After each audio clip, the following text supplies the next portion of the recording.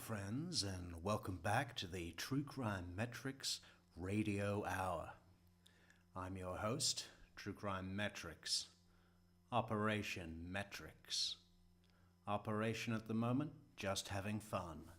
How is that audio? You know, I'm so late, so much to do, so little time to wait. I haven't even had a chance to share this anywhere. Not on Discord, not on Twitter, not on Instagram, Facebook, Patreon, Buy Me a Coffee, nowhere. So there's probably no one here, right? Because we only put up the stream 15 minutes ago. But maybe I should play this back to myself while we're waiting for the hordes and the floods of loyal fans. You know what I did today? I went through the YouTube Studio, which, if you don't know, is the big management application you run a channel through. And I had a look at the comments section. Turn the volume up.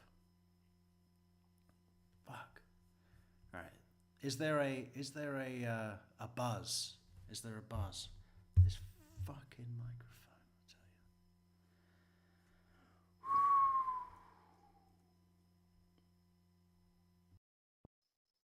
All right, how's that a cappella? Because now we're back on to the Bluetooth headphones. Bluetooth headphones. Is that any better? Can you hear me? The monkey has landed in the champagne. Somebody tell me if you can hear me.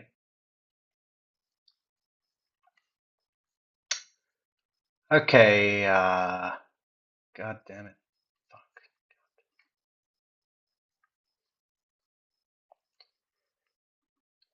Okay. We're working.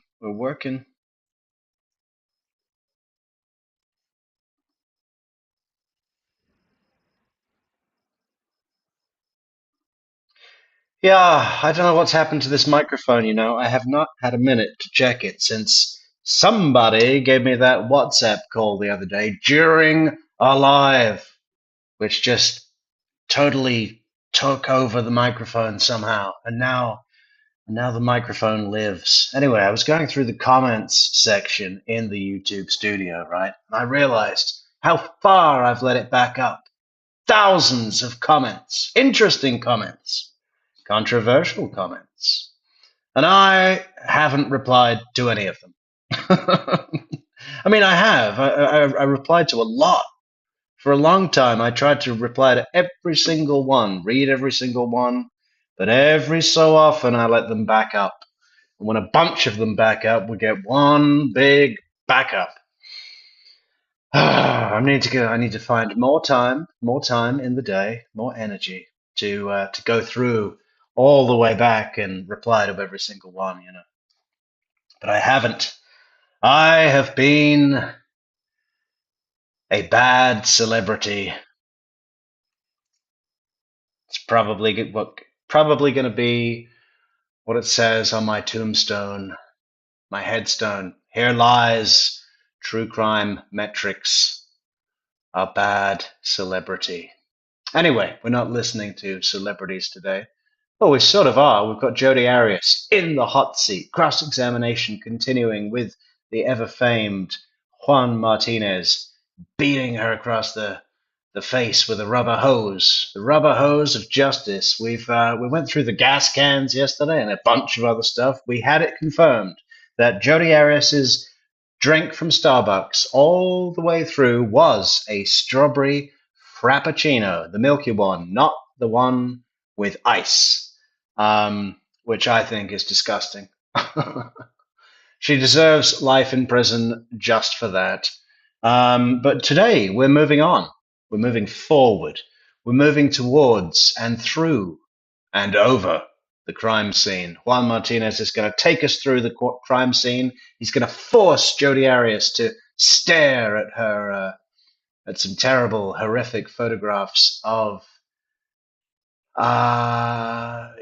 the consequence of her actions.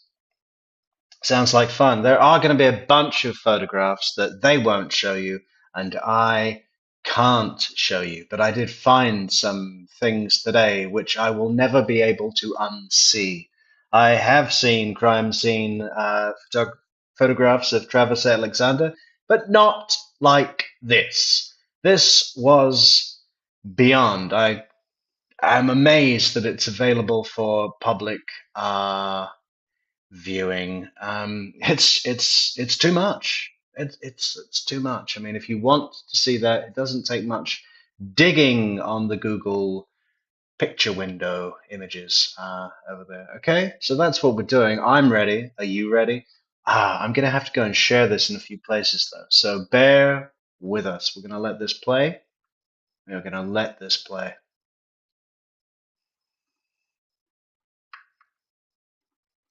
You can say it. You said it in text messages. Go ahead. He said fucking. He said fucking what? That I'm a fucking idiot. Okay, he said you were a fucking idiot. And he's standing up when he says this, right? As he was standing up or whatever. I don't know the exact position he was in when those words were uttered. So he was either standing or moving up to stand when he started cursing, right? Yes, that's And he's correct. within about 2 feet of you, right? Somewhere like that. That's what you told us you were standing or kneeling when you took this photograph, right? Or this photograph was snapped, right? Yeah, I was a few feet so that the water wouldn't splash. Right. And at that point, he gets very upset. He does what you said that he told us. And is this when he gets this mean look in his face that you talked about? When he picked me up, I looked in his face. And you saw this mean look in his face, right? Yes. Is this the same mean look that you told us that you remember back from August of 2007? It's a look I've seen more than a few times. I'm asking about So- August 2007. That's the one I'm asking about. Do you remember telling us that in August 2007 you saw that same mean look that you saw back on June 4th of 2008? I remember saying it was very similar. Similar means it's about the same, right? Yes. And so you see this same look on his face, but in August of 2007, all he did was grab your wrist, say I'm sorry, and held you, right? Objection, mischaracterized the testimony. She didn't say it was the same. She said it was similar. Overruled. Can you please repeat that? Could you read it back to her, please?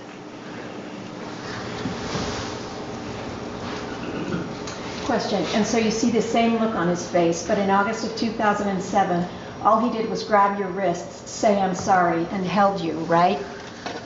Back in August, yes. So you're in similar, it appears to be in a similar circumstance. Now something else happens, right? Yes, many somethings later, this something is now happening. Well, something happens now where you claim that he grabbed you and threw you down, right? Yeah, he body slammed me. He body slammed you down, right? Yes. In a very forceful way. Where did he body slam you down, ma'am? Right in the same area on the tile. Pardon? In the same area on the tile, my head would be facing south. So in other words, right here in this area where you were taking the photographs, right? Kind of more like Pardon? that. Right around there? Whole area, I'd say. And you said your head was facing south, right? Yes. So you, even though he slammed you really, really hard, you were still cognizant enough to know that your head was facing south, which would be in this direction, right? That's where I whacked my head on the tile. Yeah, and so your head then is facing south, and you're remembering all this, even though he slammed you down really, really hard, right?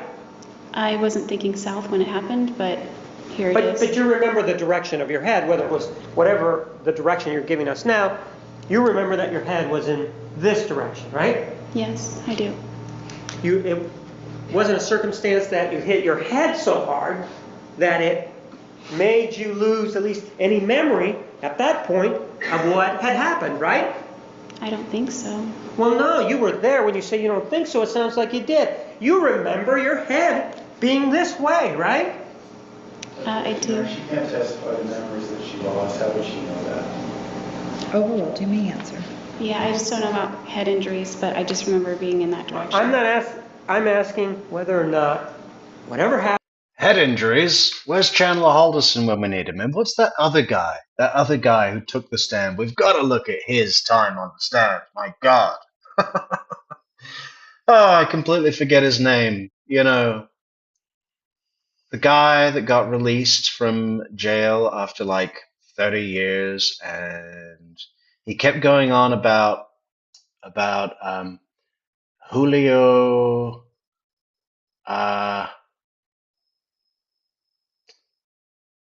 Dominguez or something. You know, oh, we got to dig that out. I forget. I completely forget his name. Oh no. You know.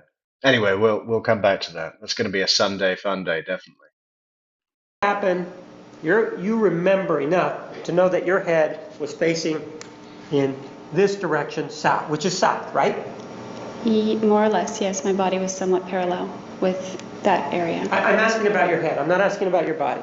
Your body is, your head is facing this way, right? Yes.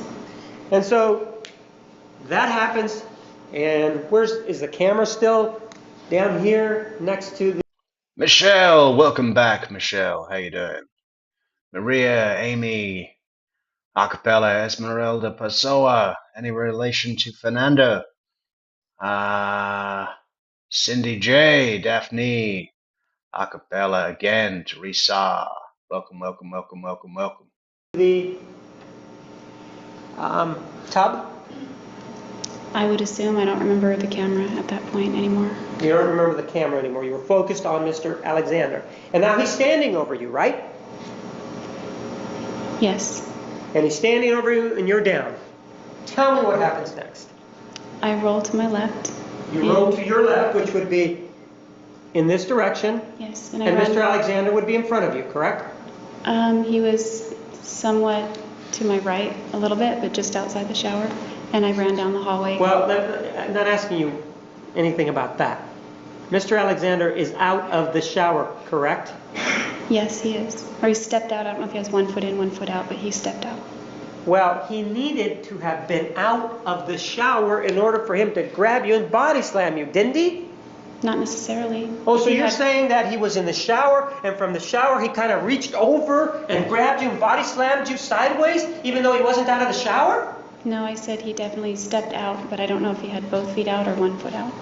So when he is in the shower, he at least takes one step out, and you're far enough away so that the water's not going to be getting on the camera, right? Right? Yes. And in this position where his legs are open, potentially, right? Right? Yes. You're saying that he reaches over with one leg still in the shower, and he body slams you. That's what you say, right? No, it's not what I said. She said she didn't know where his feet were. All right. Your objection is noted. Overruled. You may answer the question. I think they should bring the shower in to the courtroom. Have Juan Martinez get in it with a towel around his waist and demonstrate the body slam for the jury. That would be fantastic. Wait, there's quite a lot of demonstration. Jodi's going to get up in a minute and do the linebacker pose, right? Or the raging bull. Question. That's not what I said. Well, did he, when he body slammed you, isn't it true that he was out of the shower? Well, yeah. Okay, then why did you tell us that he was still in the shower? Why did you just minutes ago tell us that? I didn't say that minute. You said he had 1 foot in the shower. Didn't you say that? No, I didn't say he had 1 foot in the shower. I said I don't know if he stepped all the way out or if the 1 foot was still in the shower. Okay, so it could be that 1 foot was still in the shower, you're telling us, when he body slammed you, right? It could be or it couldn't be. I don't know. All I know is getting body Right. slammed again. But you're saying it's a possibility that the 1 foot is still in the shower, right? I don't know. Well, I you don't were know there, if right? it's that word. And so far you remember very well so far because you were scared, right? That's what you told us. I was terrified.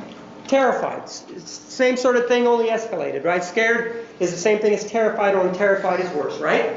I would say that, yes. And so he, even though he may have had 1 foot in the shower, he does step outside, right? He comes toward me enough to lift me up, whatever that took. He lifts me up and body slams me. So he actually picks you up physically and body slams you, right? Yes. So what I think you're now telling us is that the body slam takes place with both of his feet out of the shower, right? I wasn't focused on his feet, so I can't really answer that question. All right. So then you go down, right? Yes. He's standing up, right? Yes. And he's standing up, according to you, right about here, right? Not where you pointed to number 3. It wasn't there. How It was about just at number 4? somewhere closer in that area. It's all the same general Right in area. here? Somewhere in that area. He All was right. just standing over me. Standing over you. Were his feet straddling you? No. Were his feet at your feet? More like my legs, maybe? My knees. So he was with his legs open and your knees were between his legs? Is that what we're talking about? He wasn't straddling me. So he was standing next to your knees, right? He was over me, but not with both legs on each side of me. Right. But he was standing next to your knees, right? That's what you said. Knees or shins. It was, All right, let's go with knees or shins. That part of your leg, right? Knees or shins, right? yes. And you were you were close to this area. You remember you told us that you were close to the tub. Do you remember telling us that? Yes. And so if he was standing, he would have had to have been standing on the, if we look at this diagram, on the left side, which would be, and I understand that this is a direction that you haven't given, but to the west of you, right? He was not on the left, he was on the right. So he was on the right, so he would be on this side then, near your shins. Yes. So that would mean that your feet were in front of the shower then, right? That's about the general area where they were. All right? And do you know how close your feet were to the door that was open? No. So he's standing there and you're down, right? Yes. And you're terrified, right? Yes. What happens next? Well, I got the wind knocked out of me and I hit my head, but All right, you hit your head, but you remember everything. Based on what you're telling us, you still have a good memory of what happened, right? up to that point, You got the wind knocked out of you, right? yes. But even though you got the wind knocked out of you, you still have a good memory of what happened, right? I don't know how good it is, but I remember it. You remember it, right? Yes. Use your word. And when you got the wind knocked out of you, that means that you were having difficulty breathing, right? It hurt. I don't remember not being able to breathe. It just hurt my rib cage and my torso. It hurt. So when you say that you had the wind knocked out of you, that may not be accurate because what you're really describing is a pain to your midsection, whether it be the ribs or whatever, right? Yes, it was painful. It was painful. That's not the question. The question is when you said that you had the wind knocked out of you, that may not be accurate, correct? I'm not sure because I've had the wind knocked out of me before, only a lot worse than that. So you it had- felt that way, but it just more it was painful. So you've had the wind knocked out of you before, right? Yes. You know what that feels like, right? Yes. You can't breathe. That's why they call it knocking the wind out of you, right? Yes. So you're telling us then, since you are familiar with having the wind knocked out of you, that you've hit your head, you're down, and you can't breathe, right? I'm not saying that. You did say that you had the wind knocked out of you, right? Worse than this. Yeah. No. I'm talking about here. You're telling us that you had the wind knocked out of you here, right? I think it was to a degree. Yes. So you're having difficulty breathing then at that point, right? Breathing wasn't going through my mind at that point. I just remember the pain. I'm not asking you what was going through your head. I'm asking you that whether or not you are telling us that you had difficulty breathing. That's all I'm asking. I'm not asking what was going through your head. I don't remember that as being a priority in my mind at that moment. I'm not asking you to prioritize your pain. You understand that, right? I'm asking you whether or not, because you tell us you had the wind knocked out of you, you were having difficulty breathing. That's all I'm asking you. I don't remember. If you don't remember that you were having difficulty breathing, and based on your previous experiences with having the wind knocked out of you, you didn't have the wind knocked out of you, right? I think the wind was knocked out of me partially, or somewhat, because that's the sensation. Partially, somewhat, thereabouts. She loves these little non-rigid classifications. That I felt. All right, but it didn't involve breathing, though, is what you're saying. Did you say did or didn't? Did not involve a breathing difficulty. I can't say for sure because that wasn't the immediate problem that I was worried about in that moment. And so you're down. What happens next? I rolled and ran down the hallway. Well, you rolled. Rolling is a little bit different than running. Wouldn't you agree? Yes. So even though you're having this wind knocked out of you, and according to you, have had your head smacked on the floor, you are able to roll to your left, right? Yes. I'm sorry, to the left, correct? Yes. And you are clothed at this time, right? Yes. He does not have any clothing on, right? No, he doesn't. He's angry though, right? Very angry. Extremely angry, right? I would say that, yes. And you turn to your left to get up, right? Yes. And you turn to your left to get up so you can get away, right? Yes. You have absolutely no problem moving to your left and getting up, do you? I don't know. Well, you were there. I just know I did it, and I did it as fast as I could. And he didn't stop you from doing that, did he? I perceived that he was trying to get on top of me. So you thought that he was trying to get on top of you. You say you perceived, which means that it may or may not be something that actually happened. So did he get on top of you at that point? I rolled away before that could happen. So you rolled away before that could happen means that you're saying that he then tried to go down to grab you? Is that what you're saying? I don't remember him getting down, but I remember him just coming at me and coming at me and coming at me. I understand that he's coming at you, but you're down on the ground, right? Yes. So if you're down on the ground, isn't he going to have to, by necessity, stoop over? If he were to get on top of me, yes. And so was he stooping over? Did you see that? I don't know. I just know that he was coming after me and I rolled. Well, you're telling us that you have these ideas, but I'm asking you what he actually did. Did he stoop over to get you? I can only say what was going through my head, not what he actually did. Well, you weren't looking at what he was doing? Not after I got my head smacked on the tile, no. So you weren't looking at him at that point, right? Not at that very moment, no. So it could be then at that point that what he was trying to do when he was trying to, because you weren't looking at him, that when he was trying to stoop down, it could be that he was trying to help you to pick you up and apologize, right? Based on the fact that you told us you weren't looking at his face.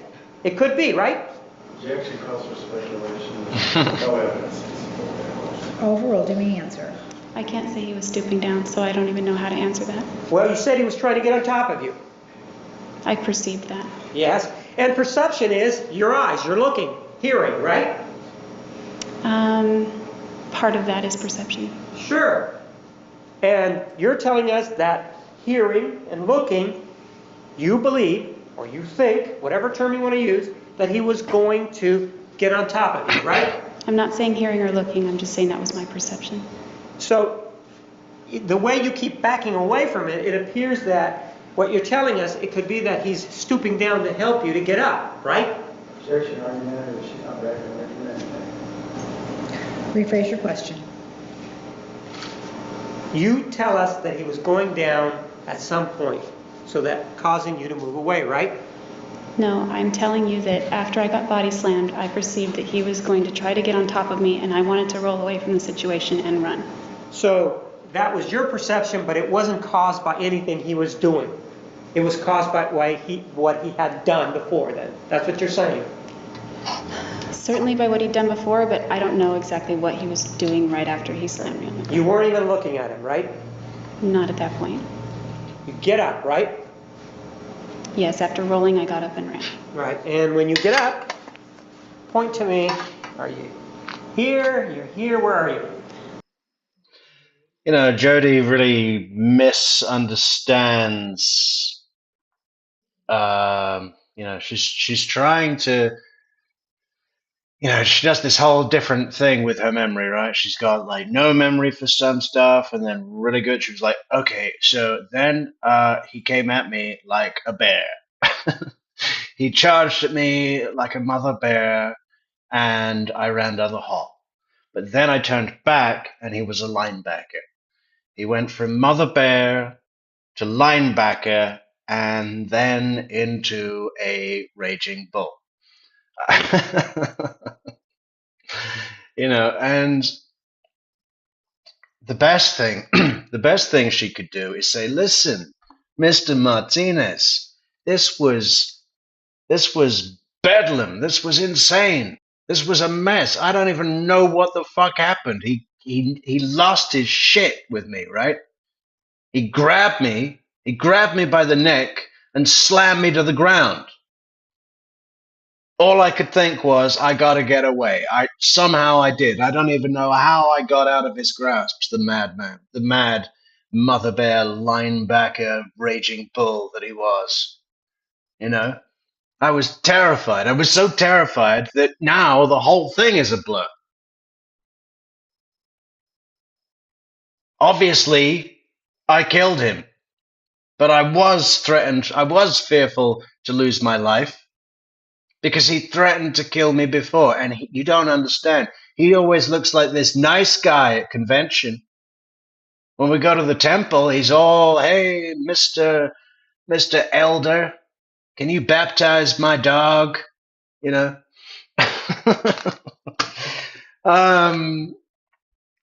But behind closed doors, it's a different story. You know, and the jury, you know, if there's an abused woman on the jury, which there probably is, you know, they'd start to roll with that. They'd get that. But when she's going, okay, so he launched himself out of the shower and then turned 3 degrees to the east. And the camera rolled and it almost hit the bathtub, but it didn't quite touch the bathtub.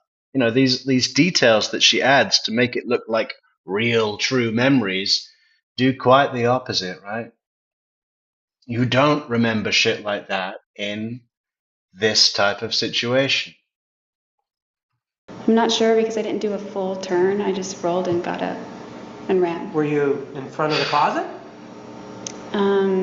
Not directly, but Were you right there? Where were you?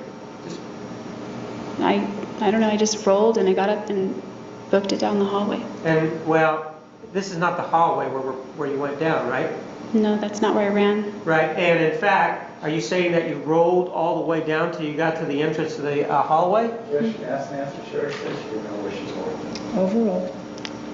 I did not make a full rotation. I just rolled to my side and got up and started running. So if you are here and you make a half rotation, then isn't it true that you would be standing right about here? Objection, that mischaracterizes her testimony. You would be standing right about here when you took off. Yeah, right, Michelle. Did he charge her or did he rush her? I think it was a combination, right? I think when he got out of the shower, he charged. But when they went into the closet, then he started to rush her. And when she turned around, that's when he launched. He was the mother bear, linebacker, raging bull that charged, launched, and rushed. Right. Rephrase the question. Were you standing right about here when you took off running? Objection, she's already said she didn't know where she was. Overruled. I really am not sure. I just got up and started running after I rolled to the side. That's all I can say. He was still angry at that time, right? Yes, he was still angry. And he was still screaming at you, right? Yes. And this is the individual that on occasion had been telling you what great shape he'd gotten in, right? Yes. He's this individual that you told us was a wrestler, right? Yes. In high school. And he's the same individual that part of the reason that you were taking these photographs in the shower was because he was in pretty good shape, right? Yes. So you take off running and you take off running down the hallway, right? Yes.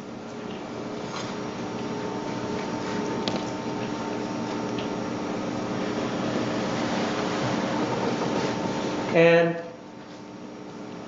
you go in this direction here, is what you're telling us, right? Yes. And then you pivot and take a right in here, which is the closet, right? Yes.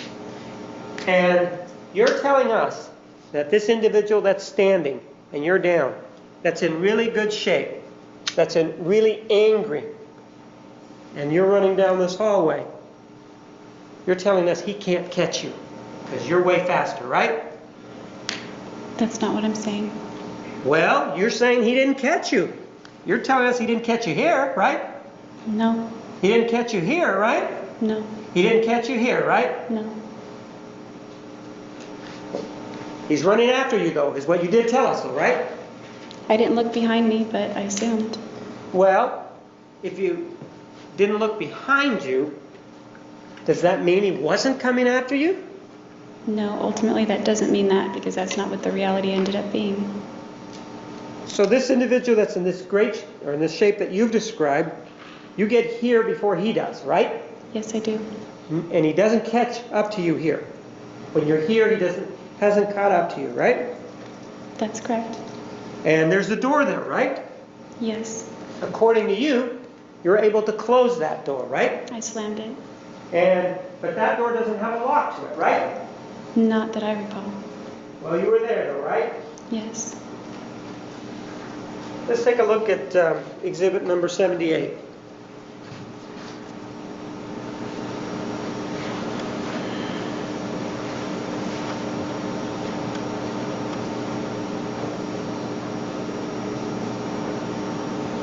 Take a look at it, please. Where were you taking the photographs when this happened?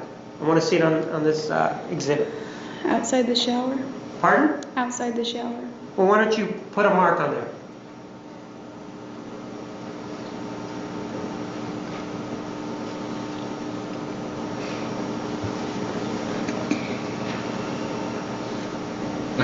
My Man, were you pain, crying when you were shooting?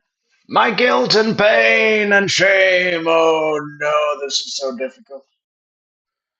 Oh, my guilt and pain and shame. Him?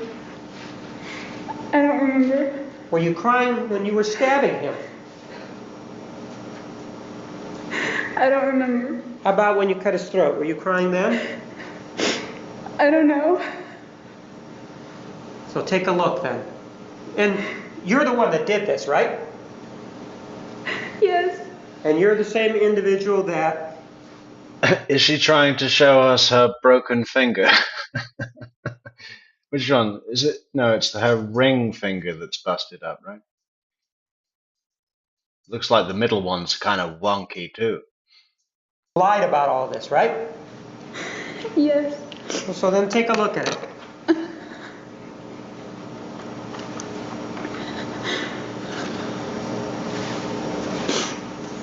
Hang on, Mr. Martinez. I just need to allow for my guilt and pain and shame to pass.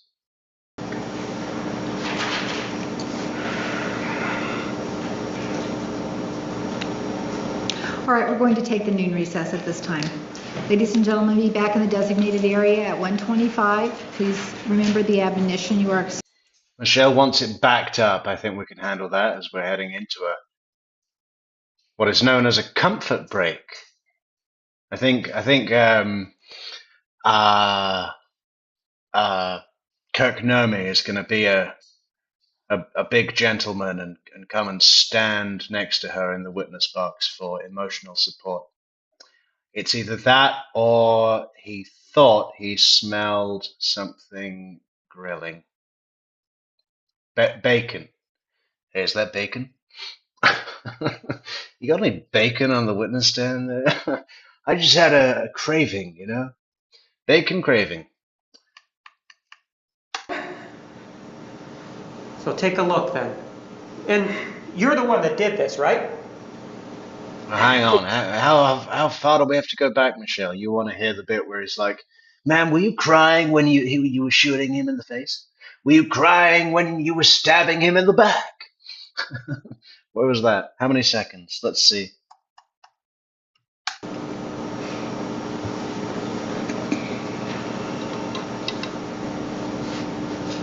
Ma'am, were you crying when you were shooting him?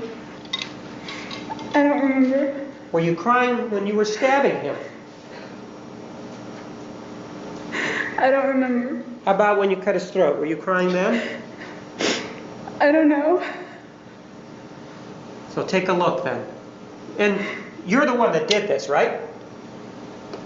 Yes. And you're the same individual that lied about all this, right? Yes. So then take a look at it.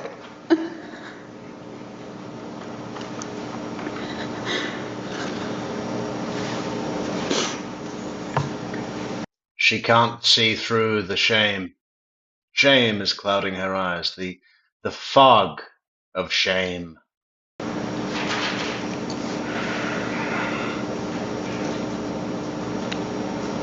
All right, we're going to take the... Something tells me if there were tears dripping from her face, she'd make damn sure they were seen, right? Like Amber Heard coming out of the fucking divorce court, craning her neck to the photographers. You know, did you see this bruise? Did you get a shot of my fake bruise? noon recess at this time. Ladies and gentlemen, be back in the designated area at 1:25. Please remember the admonition, you are excused. Please stand for the jury.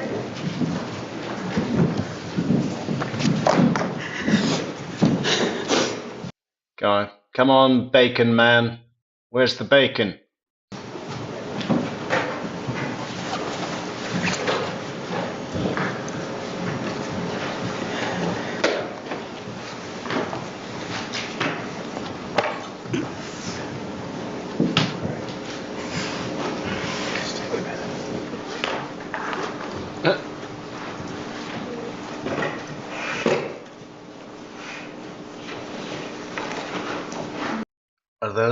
Are those home baked cookies? Could I sneak one of those? We are in recess.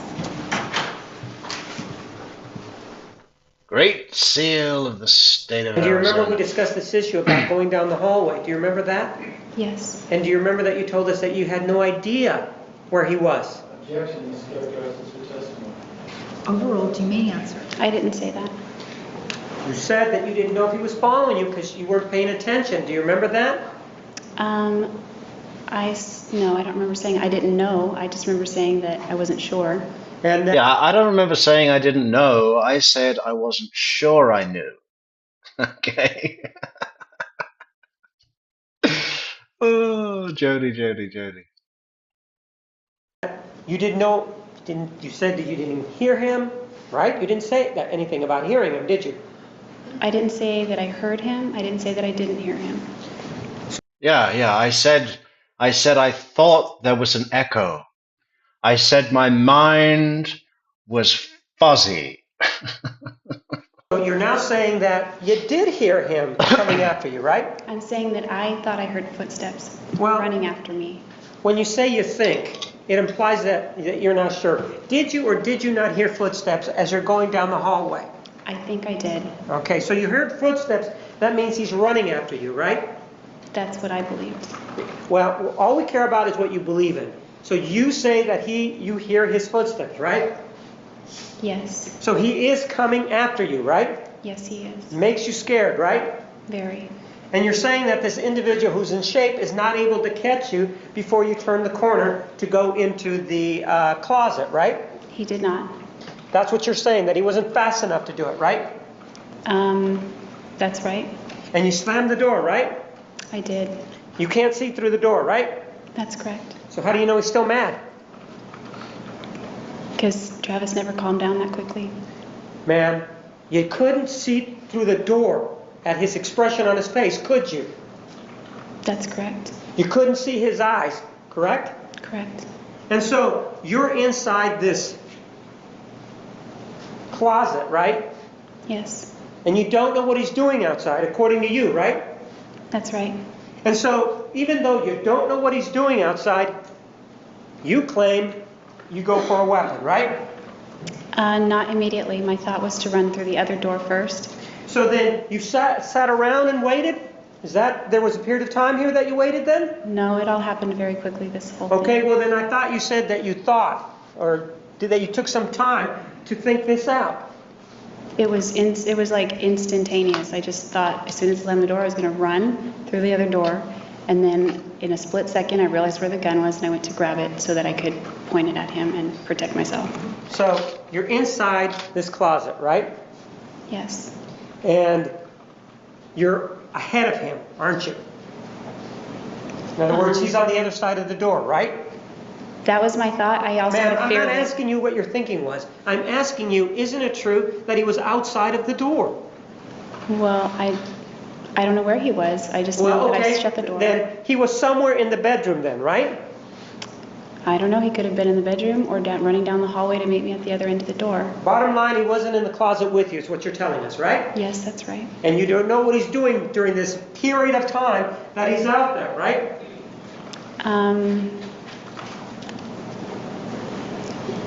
Yes or no? Do you know what he's doing while he's out there? Specify which period of time you're referring to. The period of time where you're not seeing him. You don't know what he's doing. That's correct.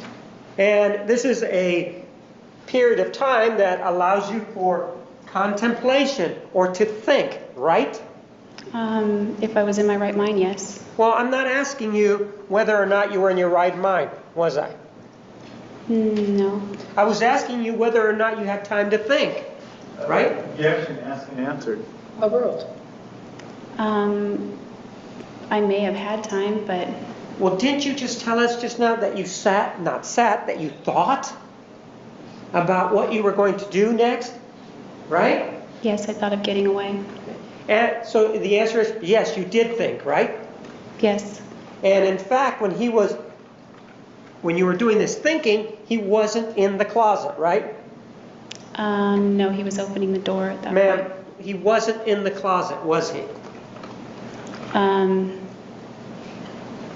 He was opening the door and entering. I'm the not closet. asking you if he was opening the door. I'm at you. The way you told the story just now was that you slammed the door. Didn't you just say that? Yes, I did. And when you slammed the door, you didn't get his foot, right? He didn't have his foot in the door, right? No, He didn't have his hand somewhere so that the door didn't close, right? that's right. The door closed, right? Yes. And for whatever Did it close or shut? I really want to start doing this, just in situations that don't call for it at all. Ordering coffee, doing something at the post office, just. But no one would know what I was doing, but I would be amused. period of time he was outside, right? I guess because it opened pretty much right away. Ma'am, during this time, you were ahead of him inside of that closet, according to you, right? That's right. You had enough time to Oh, leave a like. Look at our like button. Isn't that a great like button? Maybe we should make it smaller like that. Then it looks high def. Put it way up here. We'll make it really big. Press like. Press like. We'll make it flash. Flash, like, share the video. Comment on the video. Like the video. Good viewers. Good viewers. grab the door, right? No, I slammed it. You touched the door, right? Yes. And you slammed the door, right? Yes. It shut, right? Yes. At that point, he wasn't in that enclosed area with you, correct? In that very second, no, he was Right. not. You could have continued running out of this door here, couldn't you? Yes. You chose not to because you thought about it, right? I don't remember really thinking. I just remember being scared and trying to put distance. And You could have, though, run out and put distance between, to use your term, between you and him by running out this door, right? that's right. And if you would have run out this door, you could have then run down the hallway, right? Again, right? That's possible. Well, it's something you could have done, right?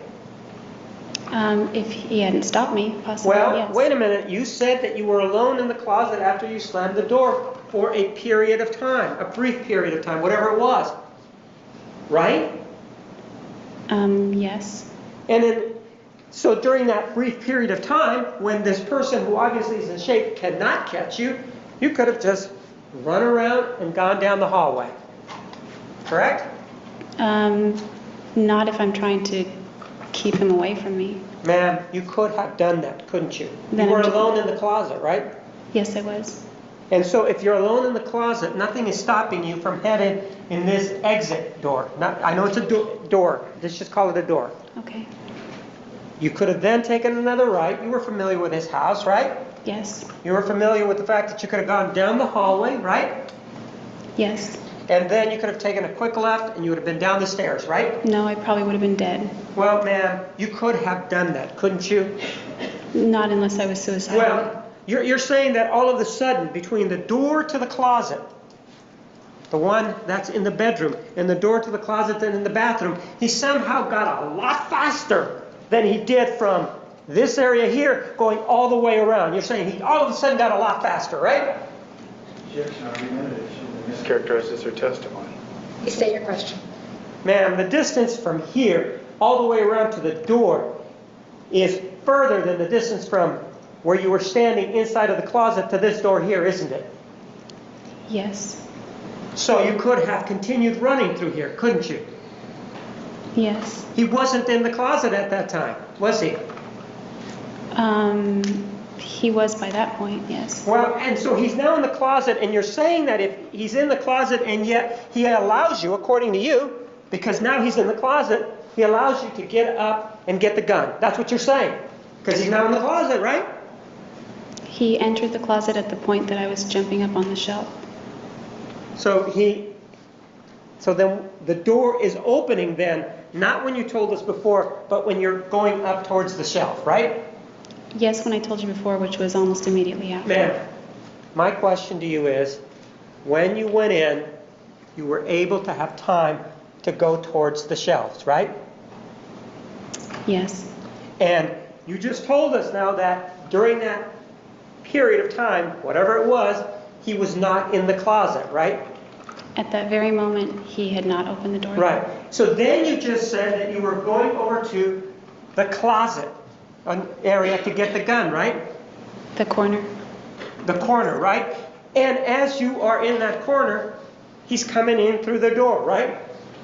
Yes, as I'm beginning to step up onto the shelf. Right. You're beginning to step up. And you're saying now that this person who's coming after you and that is angry has now given you more time, and you now have more time to get the gun from up in the closet, right?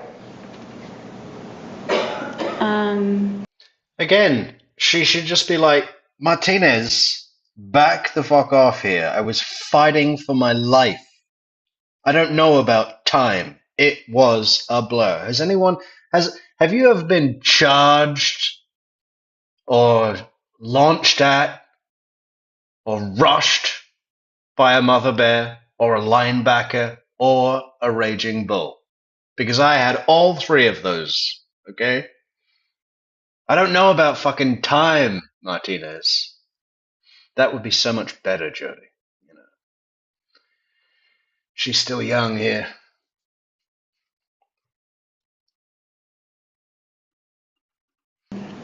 Yes, that's correct. But man, this is a very small closet, isn't it? No, it's bigger than the cell that I live in. It's bigger than... Ooh. Hey Jerry, throw me some sympathy over here. You want to see the conditions that they keep me in? They keep me in a jail cell that's smaller than his fucking closet. You know what they should do? They should replicate her cell exactly like his closet and make her live in that. With a dead body, with a horrific, what do you call it? Like wax model of the murder victim on the floor that she has to look at night. Wow. That's a whole new thing for prisons, right? Theme prison. So each murderer has to live in a replica, a scale replica of the scene where they committed the most heinous crime. That's a really good idea. We keep having these ideas. Remember yesterday? The gas can lunchbox, really nice old vintage gas can. Wash it out, cut it in half, put some fucking clasps on it, and you've got something that people would pay $100 for. Out of junk, you could pick up a bunch from a scrapyard. Then what? It's bigger than the cell that I live in. It's not a small closet. Ma'am, we don't want to know where you live in. Do you understand that? I'm just using that as reference. It's Ma'am, not small. do you understand? Did I ask you where you were living? No. We're clear, right? We do not want to know where you're living right now. You understand that? Okay, sorry. She instantly knew that was a mistake. And Juan really, really made her pay for it in front of the jury.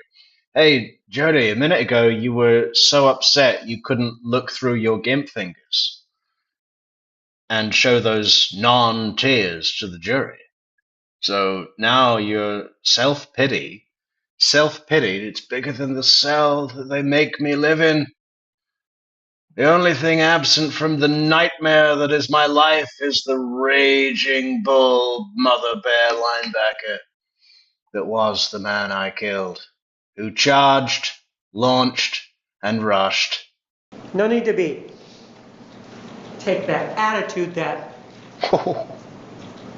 Is there an issue with you with answering the questions as they're posed? I'm amazed that Kirk Nomi didn't object to that. That wasn't a question, Mr. Martinez. Take that fucking attitude of yours and cram it. Sometimes, but I'm trying to answer them the best I can. So is it an attitude issue with you then? Objection, argumentative, Your Honor. Move to strike. Overruled. You may answer. I don't think it is. So this closet here is a small closet, isn't it? No. Objection, ask and answer. Overruled. I wouldn't call it a small closet, but everybody has walk-in closets in the States. You know, nobody has that in Europe at all. I have 2 wardrobes. I still have all my stuff in a bag. Yeah, I've been here for what, 3 months? Everything's in a bag. The bag is inside the wardrobe. That's it. Not in my opinion.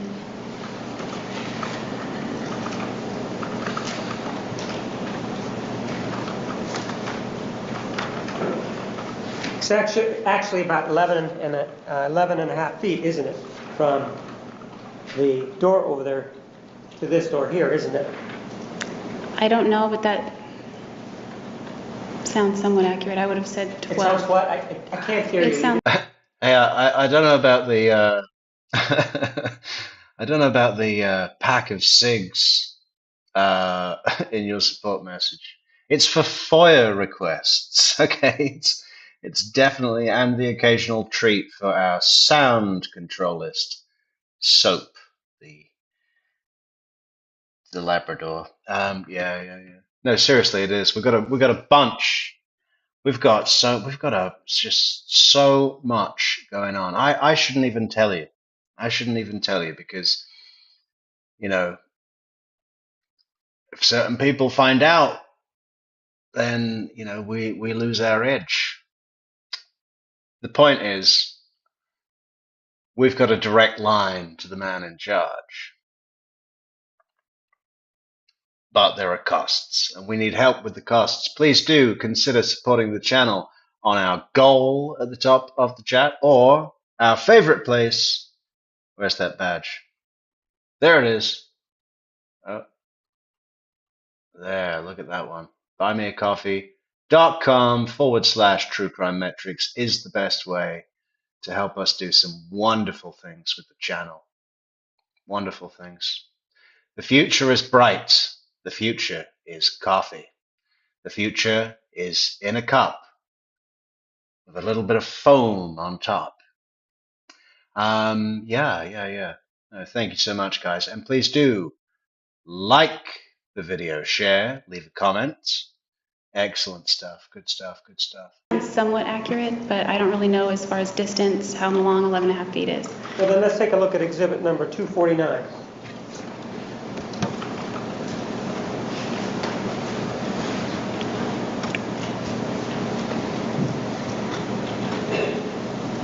See the measurement of the line from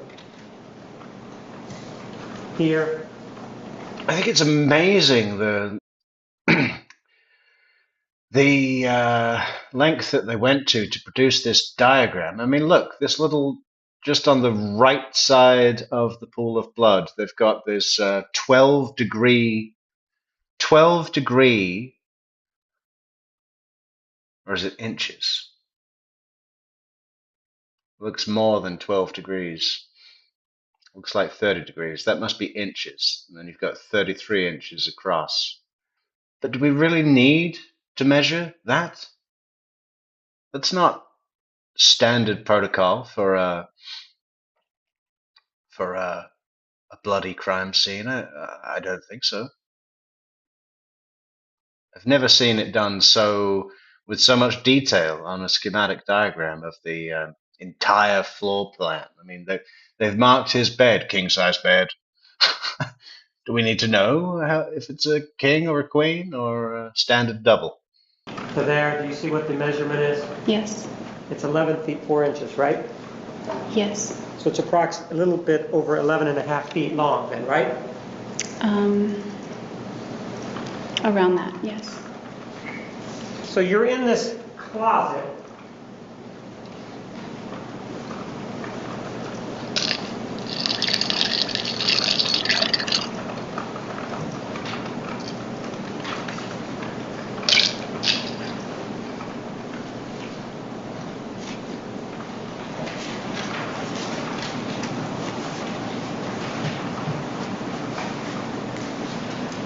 And when you're in this closet, you reach up to get this gun, right?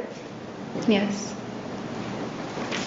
And on direct examination, do you remember looking at this photograph, which is exhibit number 70?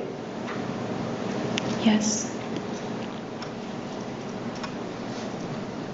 And you indicated that the gun was up in this corner here, right? Yes.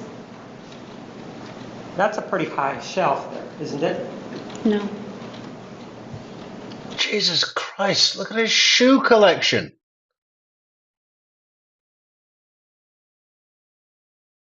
Wow. How many pairs? And all so neat.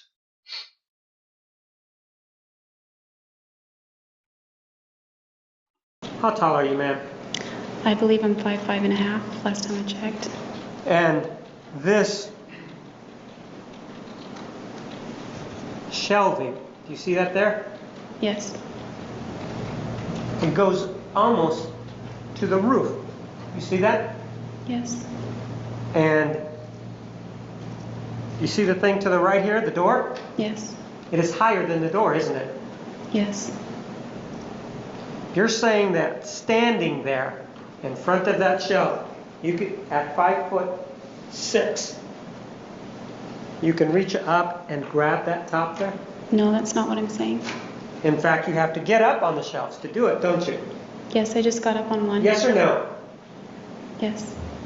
And when you get up on these shelves, it isn't a situation that you can just get up with one hand, is it? I did it. So you were able to somehow put 1 foot on one of these shelves, right? Yes. And without putting your hand, the other hand, which hand did you grab it with? I don't remember. All right, with the hand that was free that you did not use to grab, that you were able to just put 1 foot up there, grab the gun, even though you said it was way in the back. It's just sitting right in the corner, not way in the back. There is no back because that's the wall. Well, This is the back part right here. That's the term that you used. Yes. And so you're saying that it's in that corner you can, according to you, put your foot on one of these shelves without disturbing anything else and reach up and grab the gun, right? That's what I did. And you didn't disturb anything else in that closet, right? Nothing was disturbed, right? No, my foot went right on the edge. Pardon? My foot went right on the edge. And you didn't disturb any of the shoes, right? No, Didn't disturb any of the pants there, right? that's correct. Didn't disturb any of the ties that are there. Nothing was disturbed, right? No. Yes, that's right. Nothing was disturbed. If we take a look at exhibit number 69,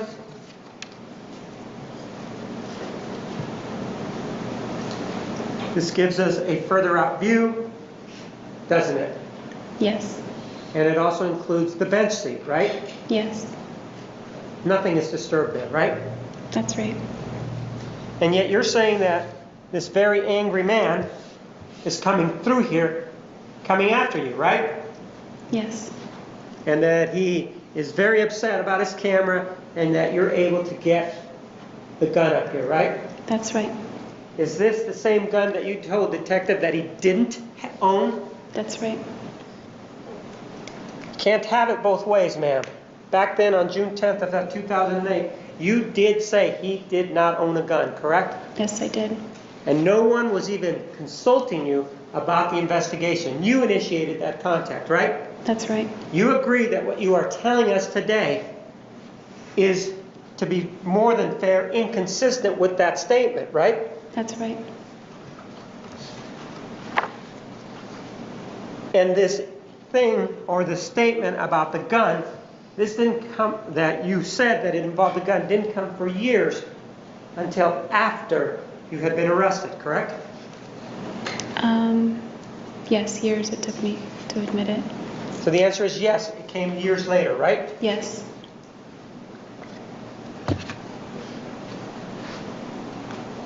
Ma'am, we've reviewed a lot of text messages, we've reviewed a lot of email, or some email correspondence, and there's been even your journal. And the text messages, there was some exchanges between you and Mr. Alexander that could be defined as heated, correct? Yes. You guys were fighting at some of these points, right? I would say arguing, yes. Okay, arguing then, right? And nowhere in those text messages does he ever threaten you physically, does he?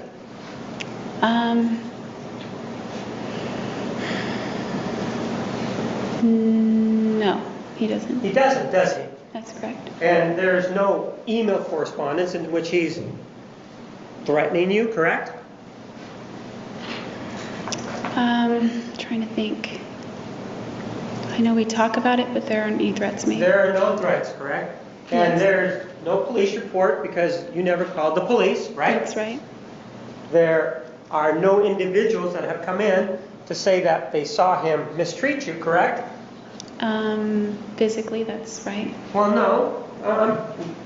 You're saying that there are individuals that came in here that say that he mistreated you some other way? Objection, Your Honor, burden shifting. Overruled. Yeah, I do. Okay, so Dan Freeman testified, right? Yes. He indicated that he treated you appropriately. Didn't he say that? He did say that. He And also in said the fact, opposite. there was only one fight that he was present, right? Yes. This is the trip to Havasupai. Do you remember that? Yes, I was mortified about it. Pardon? Yes, I remember that.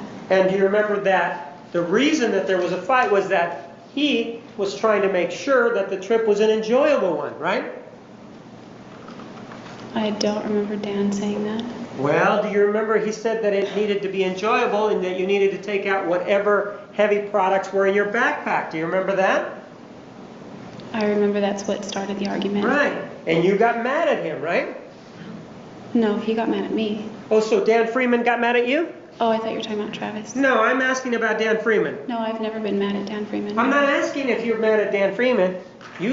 Dan Freeman not get mad at you then, did he? No, he didn't. And in fact, he indicated he was just trying to make the trip enjoyable because these backpacks can get heavy, right?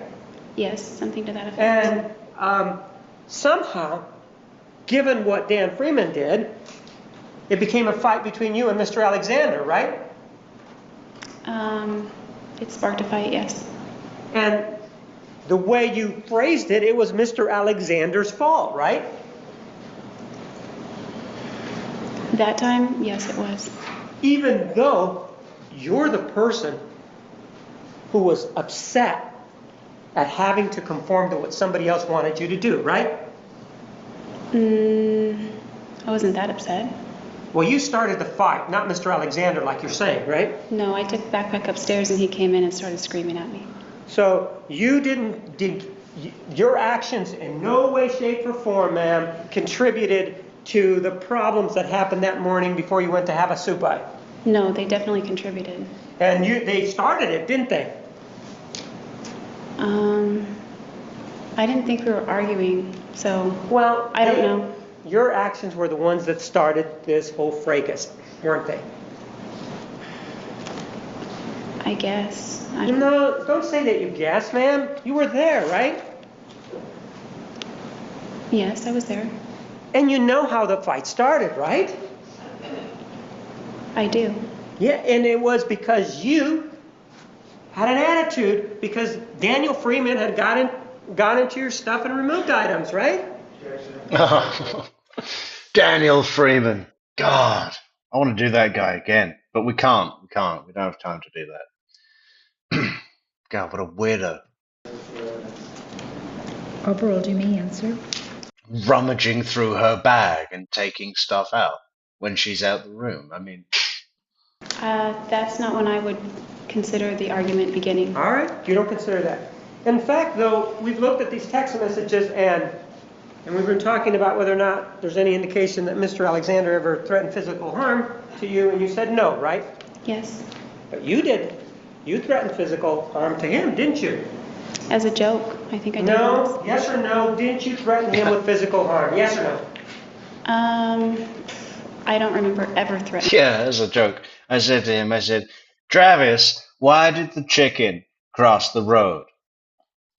To stab you 27 times in the back. Ha ha ha ha ha.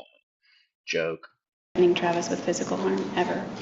Okay, let's take a look at one of the exhibits that you entered, Exhibit 443. Start at the top.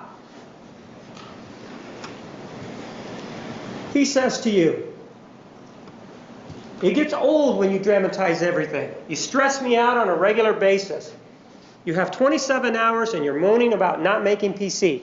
You shouldn't hang up on someone trying to help you. Now you are on your own. That's what it says, right? Yes. That is not a happy text message, is it? No, it isn't. That is not a joking text message, right? Yes. And then you say, nor should you have to. That's your response, right? No, that's... That's Oh. incoming, that's you. Nor should I have to. Yes. And then then you say after that, within seconds, I wanted to tell you something about today. It's important and time is of the essence, right? That's what you Yes. tell him. Yeah. Remember the thing with, I think it was with Bobby Juarez, when an old man, a mad old man, came into Casa Ramos or wherever it was that she was working, and he had this tiny Bible, and he started shrieking about the apocalypse and the rapture, and Jodi used that as an excuse to go and invade and infiltrate her way into Bobby's life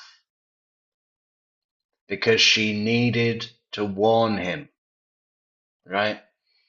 Remember yesterday or the day before when I was saying about Jodi ending up with the remote control of Daryl Brewer's DVD player, and how something she'll do, right, is take something like that would be an inconvenience so that she has a reason to return if needed. You know, if he phones her up and say, hey, you left with my remote control, bring it back, and it's not convenient for her, can't do it, I'm already in Arizona. But, you know, these things, I swear she's done it as a pattern throughout her life. And what's this here? It gets old when you dramatize everything. You stress me out on a regular basis. You have 27 hours and you're moaning about not making PC. You shouldn't hang up on someone trying to help you. Now you are on your own. So that'll be from Travis to Jodi. And she says, nor should I have to. I wanted to tell you something about today. It's important, and time is of the essence. Time is of the essence. I'll tell you when time is of the essence. Yes. He responds to you. Too bad. You shouldn't have hung up on me, right? Yes. Still not a joking conversation. Yeah, does she think that Travis is going to get that text to go, oh my god, time is of the essence? Speed dial, call Jodi.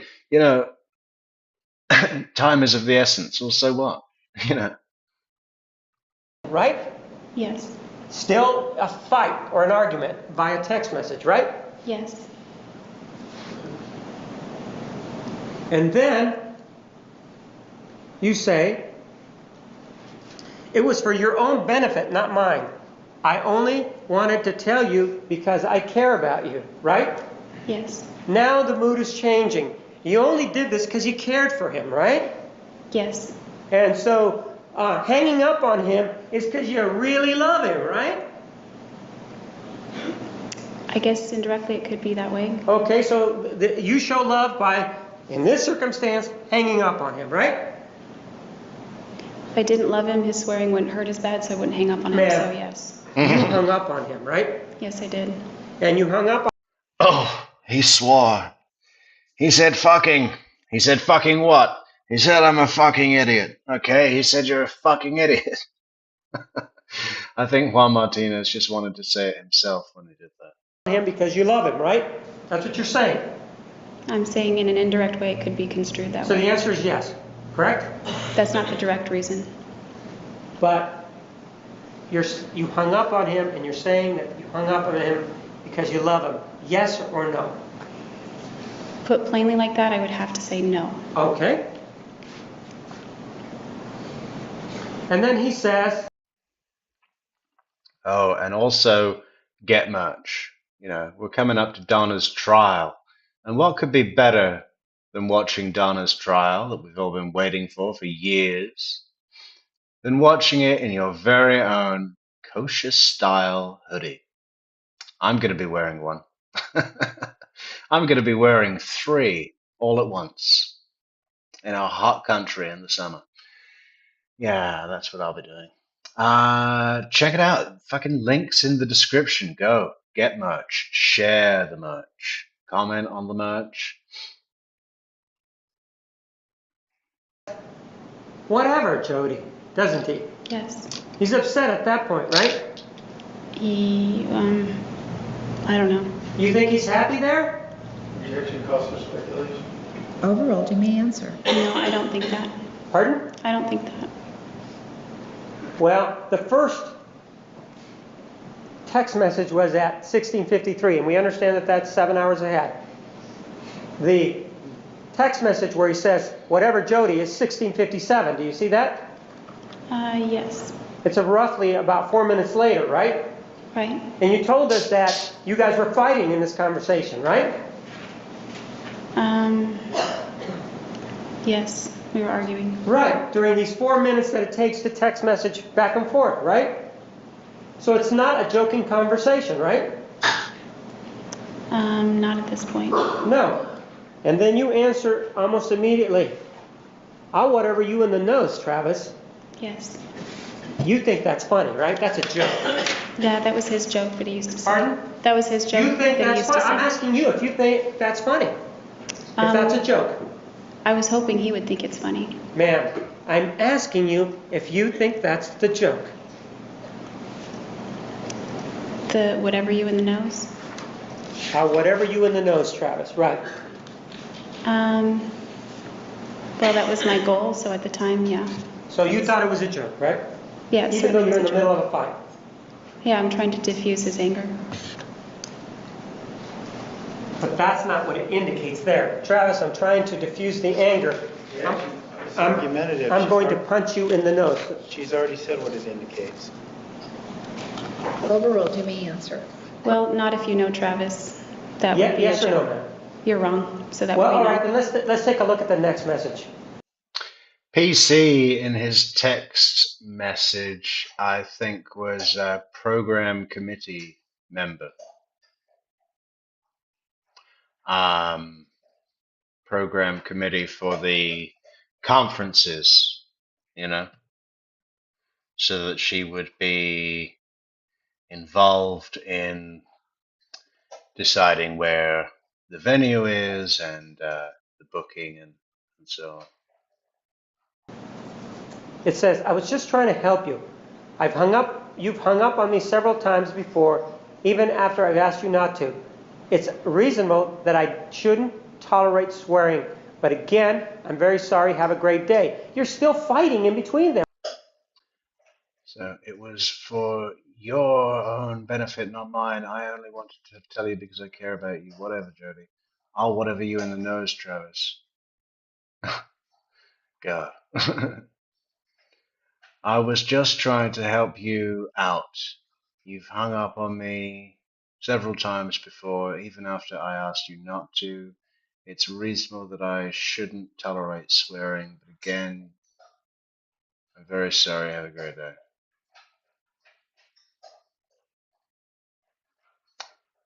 So, yeah, that's also her, right? So,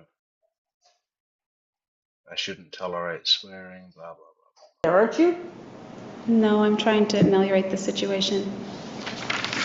Fight isn't over. That's why you're apologizing, right?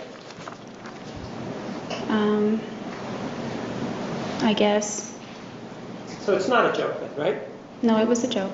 So you say that you grabbed the gun from this area here, this is exhibit number 70, up at the top, without disturbing. What was that beep? Where was that? Anything, right? That's correct. And so then, what do? Right as I'm reaching for it or getting up on the shelf, he's opening the door, so I run out the other door. And he follows me, and I turn and point Well, the let gun me at him. stop you there. What you're saying is that you were able to get the gun before he opens the door, right? No, it's right. It's contemporaneous with that. So he's opening the door and you're grabbing the gun, Around that time, yes. okay? Right around the same moment. So if you're down here toward the end here, which is near the door, you agree with me that the gun was near the door, right? When I grabbed it, yes. Pardon? When I grabbed it, yes. No, when it's kept up here. Oh. This is near the door area, isn't it? Yes. And you're saying that that's the time that he's opening the door to get into the closet, right? As I'm going for it, yes. Yes. So you have at least a 11 and a half to 12 foot head start at that point, don't you? Yes. And with that head start, which is the length of the closet, by the time he's opening the door, if you chose to, you could have been out this door, couldn't you? Yes. You chose to escalate this, didn't you? Even though you had that 12-foot head start, didn't you? No, I didn't choose to escalate it. I was trying to de-escalate it. And you chose to de-escalate the situation by, according to you, getting a handgun, right? Yes. Just like in this situation here, in Exhibit 443, you tried to de-escalate the fight by telling him, I'll whatever you in the nose, Travis, right? Yes, except that was a joke. Yes, yes or no? Yes. So then that you've now grabbed the gun,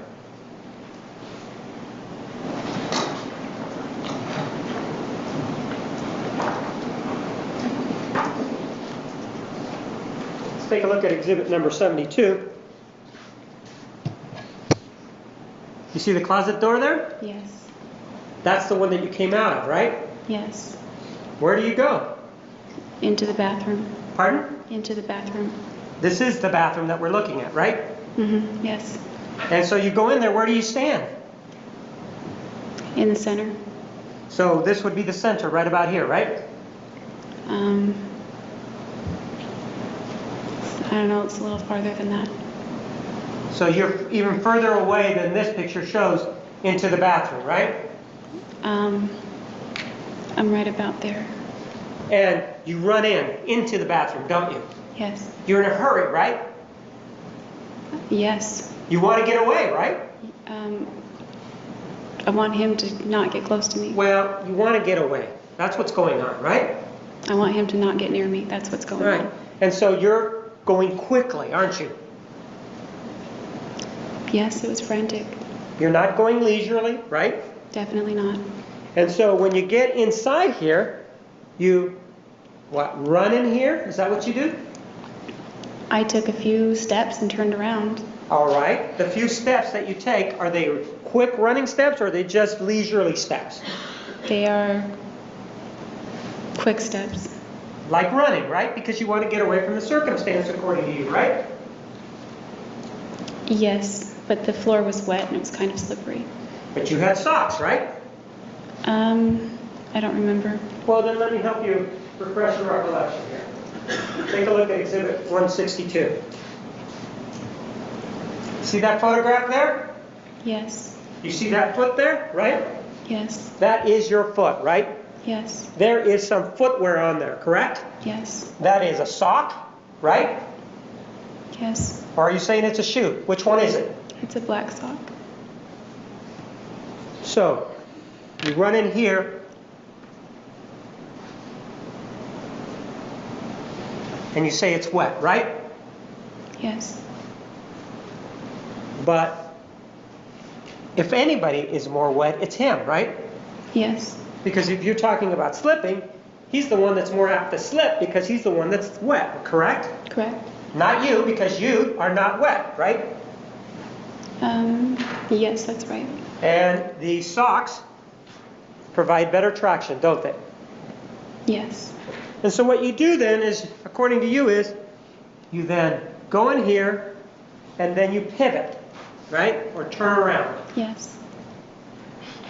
right? That's correct. You run in here, you don't run that way. It's easier to go to the right, isn't it? Than it is to come to the center of the bathroom, isn't it? I don't know. I wasn't thinking of left or right or forward or what. It's just getting. It's closer to go to the right, down the hallway. Yeah. I wasn't thinking of left or right or forward or up or behind me, down, across. I wasn't thinking of any direction. By the way, talking of directions, it's been a while since we reviewed our map. Now, I think we can safely knock off Montana because our good friend Maria is here. So we don't need Montana. We've got, I'm pretty sure we had someone from Nevada in the other day too. So what else? We need Georgia, Alabama, Mississippi, Arkansas, Missouri, Kansas. Actually, we had a ride-in shotgun in the other night. She's in Kansas. Okay, so there's a bunch to knock off. Okay, I'm going to knock these off and come back. Than it is to come into this area in the bathroom, isn't it? I would say it's equal distance. All right, so it's equal distance in this area that you go to. And then you turn around, right, which takes some time. Right? Yeah, half Right? a second. It does take some time to pivot, doesn't it? You have the gun. Which hand do you have the gun in? Both. So you have it out like this with both hands outstretched, Yes. correct? Yes. And so you have the gun outstretched and He's still not there yet, right? He's still in the closet. He's coming out the door as I turn. So he's at the door now, right? How far away are you from the door? I don't know. I'm somewhere in the middle of the bathroom. You're in the middle of the bathroom, and he's standing at the door, right? He's not standing, he's running toward me. So he's running very fast, right? Yes. Almost without giving you a time to react, right? That's the way you described it, right? I don't know. He just was running at me as I turned around. Right. And he was really close at the time you turned around, right? I don't know. He was coming at me. He got down. I understand he was coming at you. I'm talking about how close he was. He was close, right? He was closer than I wanted him to be at that moment, but I don't know what you mean by close. Well, how close is him being closer than you wanted him to be? How close is that? I don't know. I just didn't want him. I understand to that you get didn't me. want him near you, but how close is he to you? Was he as close as you in the court reporter? Objection, asked and answered. She said she doesn't know how close he was. Overruled. At one point, yes, but that distance was closed. Okay, and that distance was closed after, or the distance was closed, and then you shot him, though. In other words, he got closer before you shot him. I think it was all simultaneous. You think what? It was all simultaneous. You don't have any problem remembering this part of the event, do you? When you break it down that much, yes. I'm not. It's something that, according to you, you said on direct examination, I've never killed anyone before. Do you remember saying that? Yes, I remember. So it's kind of a highlight in your life, wouldn't you agree? Or a low light, however you want to look at it. A defining moment. Right. And as a defining moment, to use your term, it's something that'll stick with you, won't it? Cuff you. Where are you based? Yes. And so I'm asking about a defining moment in your life, how far away this individual was when you had the gun out. The gun that you brought from Wairika, didn't you? Objection mischaracterizes her testimony as a compound question. Restate your question. You brought the gun from Wairika, didn't you? No. So, how far away was he? He was running toward me, so the distance varied. Well, he couldn't have been. Yeah, right. But I do really enjoy Kokonomi's whining. He's like, objection, Your Honor, move to strike. What is this, Your Honor? She said she doesn't ask and answered, Your Honor, move to strike. It's just like, he's got the, I like the character he tries to create, this sort of, why don't we approach before he does the same thing over and over again, Your Honor? Move to strike. Move to strike would be, we should incorporate that into some merch. Move to strike.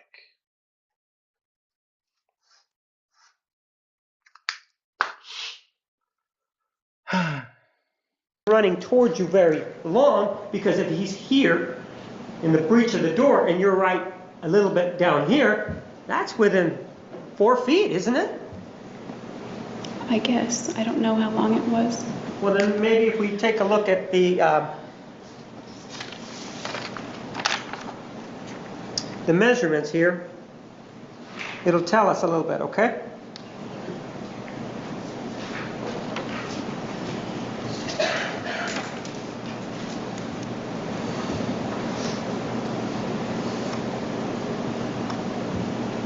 You see that the door is 33 inches, right?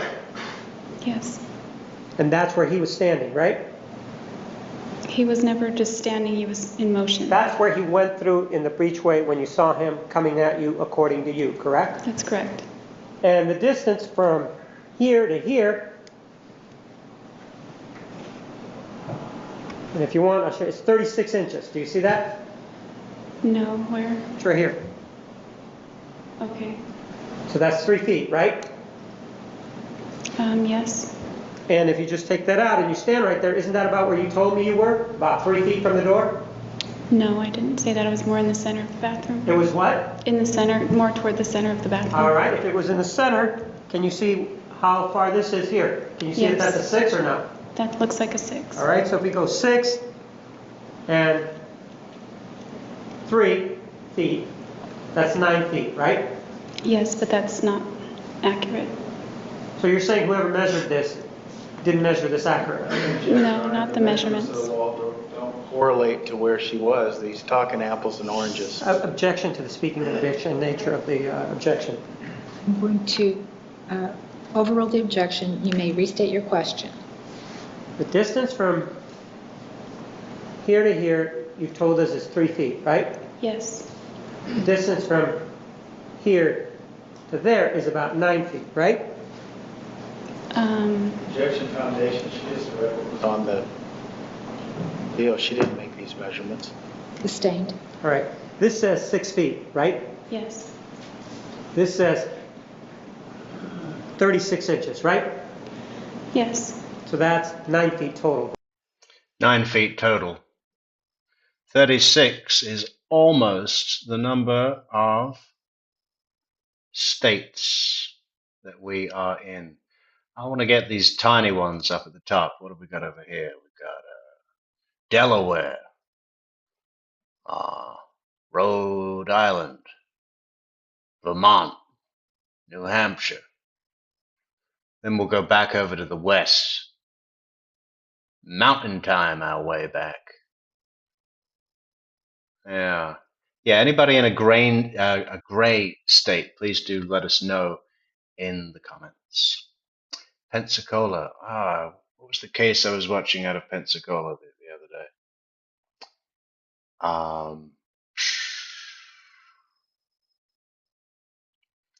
Was that one where these 3 black girls set another girl on fire, smashed her in the face with a crowbar, covered her in gasoline, and set her on fire because of some dispute over a man, but not just any man, a trailer park man. Made me really want to go and, have a look around. Right? Yes. And you were standing, you said, about the middle of this room, right? Right about here. That's what you said, right? A little more right around there somewhere, yes. Right about the middle. And if we take it across, that would be where the 6 was. Do you see that?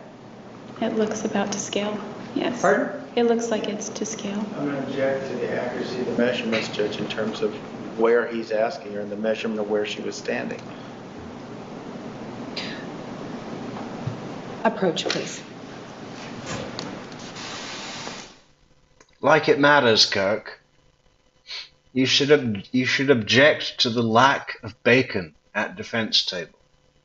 He's up there right now. Listen, Judge, I took this job because I was promised a tray of bacon every time I had to sit in here.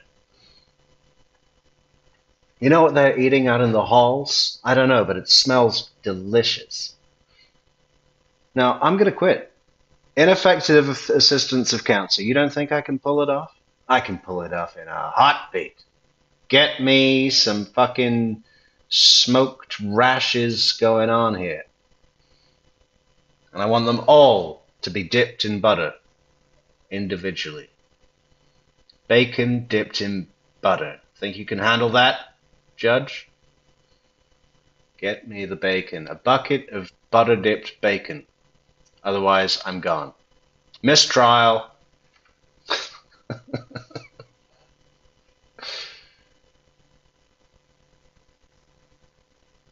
And the judge is like, listen, we can't bring you a bucket of butter-dipped bacon at every session. You know what that's going to do to the reputation of this judicial institution? We'll be the laughingstock. Justice in Arizona. So you said that you were right here, correct? Right about there. And then he's coming through the door, right? Yes. And you have your hands outstretched with the gun, right? Yes. So that, in terms of how close he is to you, that brings him the length of your arms. That brings him that much closer to the muzzle of the weapon, doesn't it? Yes. And he's moving fast, isn't he? Yes, he is moving very fast. And you said it happened very, very quickly, right? Yes. He's not wearing any clothing, correct? Correct. And he comes at you, right? Yes. And according to you, he is on you when you shoot him, right? Not quite on me. I think the gun went off and then he impacted me right shortly after that. What I'm asking, ma'am, is you have your hands outstretched, right? Yes. And he's coming towards you because you've already told us that you're here, correct? I know, Michelle. Isn't it great? That's one of my favorite things about the trial is the Jodi's mother twins. I mean, every time I see them, I imagine them arriving at court on a tandem bicycle, wearing those little hats. It would be great. Or like chopping wood together in perfect rhythm, in perfect unison. Right about there. And that he is coming through the door, right?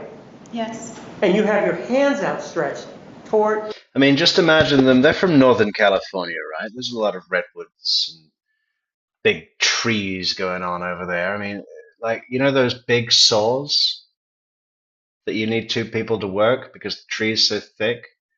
Jodi's mom and her sister using one of those saws on a redwood. What an image. Facing him, don't you? Yes.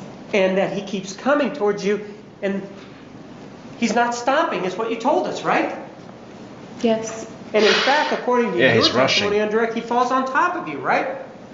He lunges at me like a linebacker. He lunges at you, and that's when the gun goes off. Lunges! We have another one. He rushed, launched. What was it? Rushed, launched, charged, lunged. Right? It went off prior to Him lunging at you? prior to impacting me. So in other words, he's lunging at you and is almost on you, and then the weapon, according to you, goes off, right? Something like that. He lunged. He went to lunge as the gun was going off, and then he impacted me. So he's already moving sort of in the air towards you when the gun goes off, right? Is that what you're saying? Yes, he was moving like for my waist. And he comes towards you, right? Yes. And you keep saying like a linebacker. What does that mean?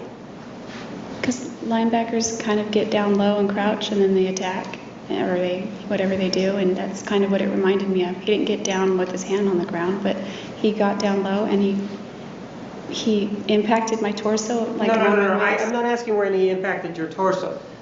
I want to know how he was standing, such that you can define it as a linebacker stance.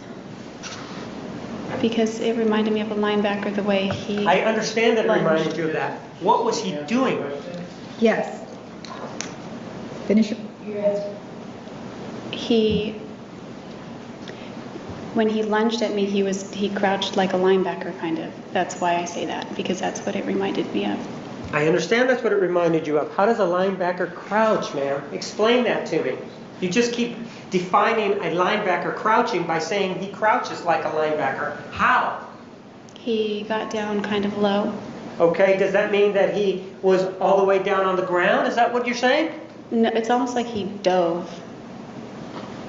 Kind of like that. So he dove at you and he's very close, correct? Yeah, he was pretty close, I guess. Too close for my comfort. And as he's diving towards you, that's when the gun goes off, right? I think so, yes. Well, no, It you were was there. contemporaneous. It all happened so fast. And you do have your...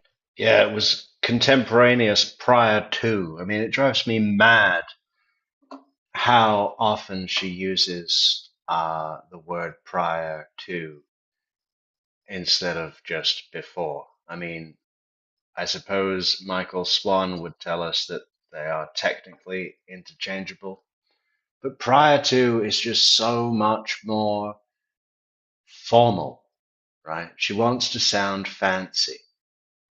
If you read a legal document, for example, it will say prior to. She blatantly overuses it, and it's to look fancy and contemporaneously. Just say it at the same time.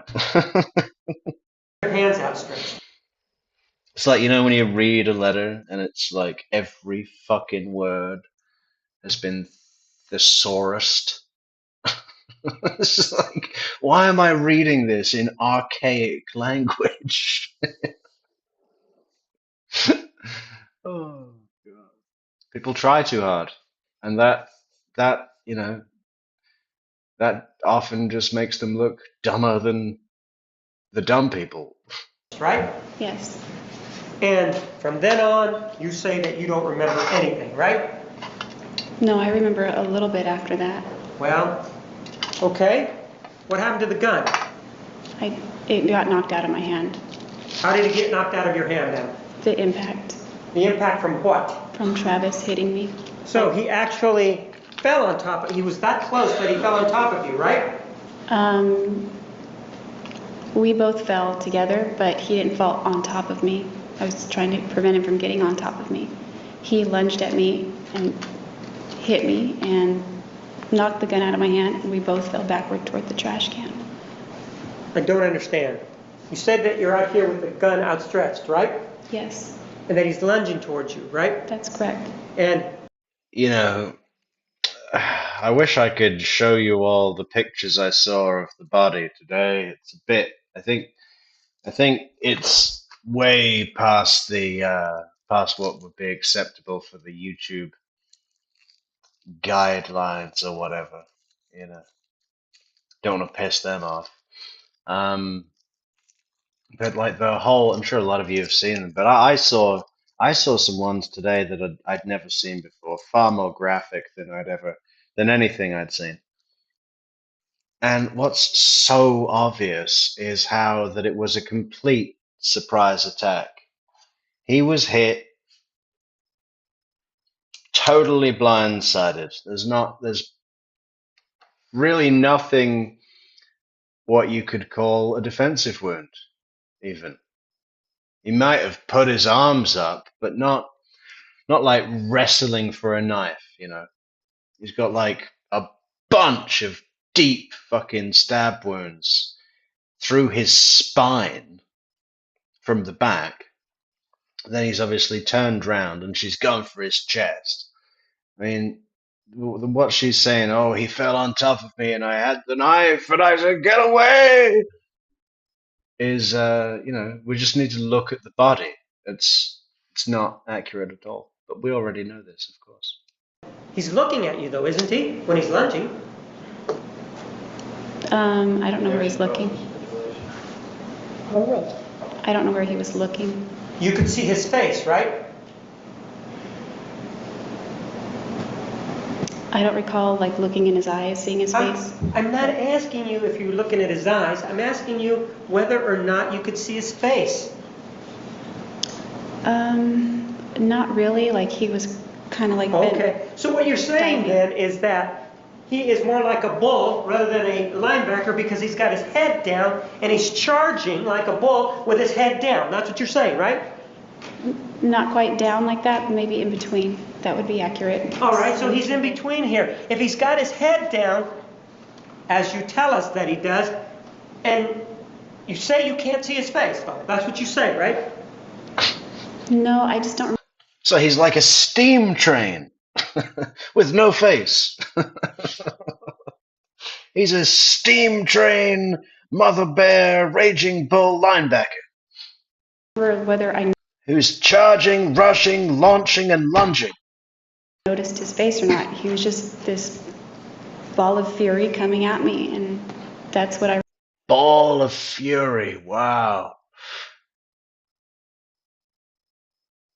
That's a. I got a screenshot that. Look at that expression there.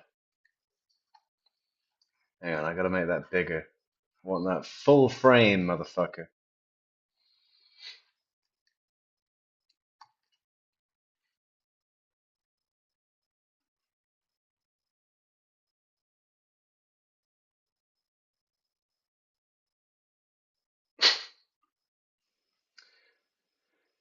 Jody, if those are your bedroom eyes, you've got a lot to work on. I remember. And you said you couldn't see his eyes. That's what you just said, right? I don't remember seeing his eyes. So that means you didn't see his eyes, right? That doesn't mean that. It just means I don't remember looking into his eyes. So if he's down in this position that you're talking about with his head down like that, how could he possibly know to come after you if he's looking down? How is he going to do? Feel his way around? Objection calls for speculation, argument. Sustained. He had his head down. That's what you said, right? He was like a, I can just describe it as like a linebacker unless I get up and act it out, which I would like to not. I would like to not do. I I wonder if she did want to get up. Did she say that because she knew Juan Martinez would be like, yeah, okay, get up and act it out? Down. That's what you said, right? He was like a, I can just describe it as like a linebacker unless I get up and act it out, which I would like to not do if possible. Then do it. Go ahead. She knew he was going to ask for that. That was a setup. Show us how he was standing immediately. Yeah. She set that up so that now she can demonstrate her fucking PTSD from the linebacker, the triggering memories. She's probably done this same trick when she was talking to Dr. What was it? What's his name? Samuels, Dr. Samuels. Yeah. She's dipped into some old manipulation and she's going to use it here. She's getting all ready to be forced by the evil prosecutor that's been mean to her. He's going to force her to relive a traumatic experience, and then she'll be like, you know, it's a sympathy play. She's going to be forced to be embarrassed and be triggered by the reenactment. Before, or how he was sitting or crouching immediately before this happened. If you could do it just from there. No. Go ahead and do it. Just stand. Your Honor, may we approach? May.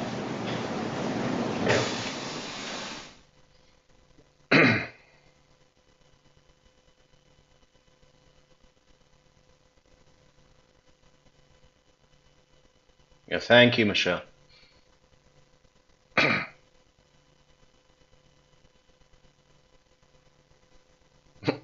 thought that said Samuels, no atmosphere. There was some. Oh, look, that's an opportunity for us to say, leave a like on the video, press that like button, share that like button, leave a comment for the like button, and send the like button a coffee on buymeacoffee.com/True Crime Metrics. The link is in the description, along with all of our affiliate links, social networks, Facebook, Twitter, Instagram, and the fabulous Discord. Also, our membership platforms, Patreon. We're going to be doing a lot of stuff on Patreon for Donna's trial. We're going to be doing a lot of stuff on Buy Me a Coffee memberships for Donna's trial. And every single lifetime member that signs up on buymeacoffee.com Ladies and gets gentlemen, an I'm going to ask automatic, that you go back to the jury room for approximately automatic free t-shirt. And I almost timed that perfectly. I'm done. PayPal, also, link in the description. 5 minutes. We will call you back in approximately 5 minutes. Please remember the admonition. You are excused. I would be pissed if I had to get up. You know what those jury booths are like? You get to stand up and then, single file out, and then, you're led back, and then they put you in a room for 5 minutes. It's taken you 1.5 already to get there. So you're going to be there for like two minutes, and then you go back in. I mean, that would be annoying. Please enter the jury.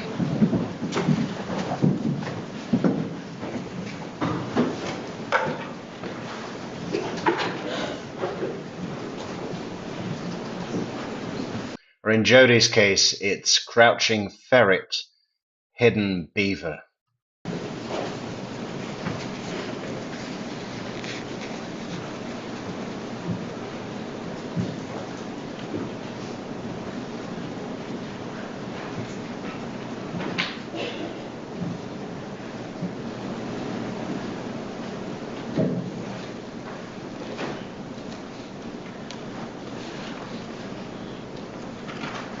Record will show the jury has left the courtroom. Please be seated.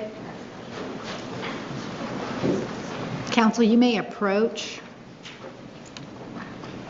Mr. Martinez, you may proceed outside the presence of the jury. Can you just step to the left and then come Why down don't you here? come all the way around? You may.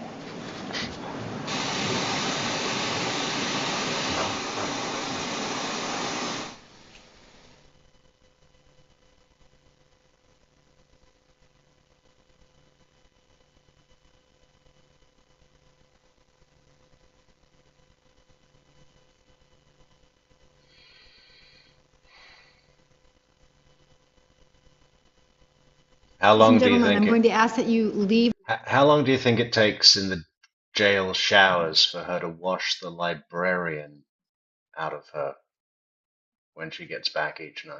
Because she doesn't look like that in jail. The courtroom for a few minutes, approximately 5 minutes, and then we will call you back. Well, again, fuck that. What have they got on their seal? Let's have a look. There's a dog, a farmer, the sun.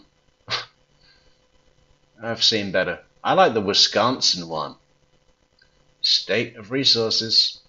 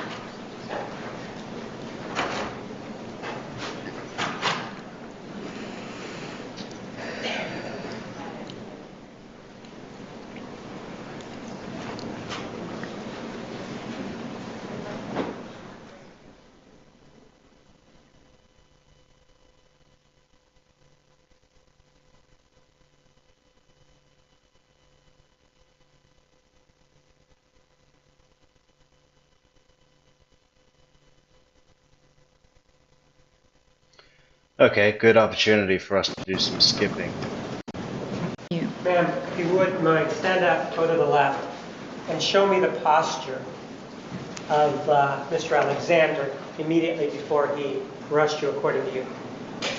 As he was No, running. no, just show me. That's what I'm asking you to do, not talk. Show me.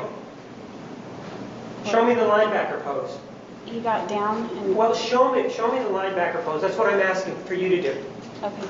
He went like that. I think the point he's making is that if Travis Alexander charged at Jodi like a raging bull, he would knock her down like a bowling pin. You know what I mean? He turned his head and grabbed my waist. And Just like that, correct? pretty much. And he grabbed your waist, right? I can't say it's just like that, but that's what I Well, remember. no, just, I want, without talking, just show me the pose. He got down like that. Like that? Yeah. All right, go ahead and have a seat then. And ma'am, and you said that this happened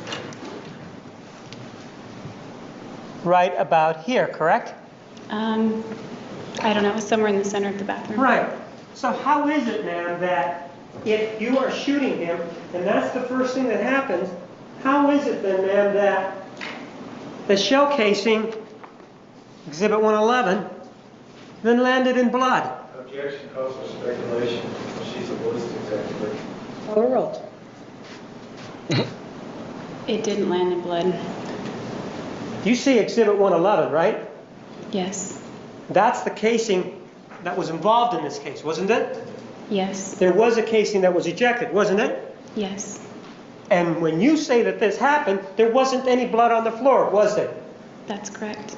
This was the first, if you will, blow, correct? Yes. And this is how the casing landed. You see it? That's not how it landed from the blow. Ma'am, Thanks, Patricia. Yeah, I had looked that up before. you do see the casing there, don't you? Yes. After he came at you, ma'am, and that happened, did you go down? We both went down. You went down on your back, right? On each other? Yes, I went on my back. Did you strike your head? I don't recall striking my head that time. Okay. So the answer is no, you did not strike your head. Objection, ask ma'am. Overruled. Call. I don't know. I don't think I did, but I don't know. And was he on top of you? How was he? How was it? He landed to the side of me and was grabbing at my clothes. Okay, so he landed to which side of you, the right or the left? The right. And so he landed to the right side, and now he's got this gunshot where? I didn't know he had a gunshot. I'm not asking you if you knew he had a gunshot. We know he did. I'm asking you, he's got this gunshot, and what's he doing? He's very pissed off and he's trying to grab me. And he's speaking to you, right? He was screaming obscenities at me.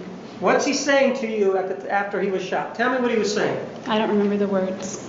You can't remember a single word that he screamed at you afterwards?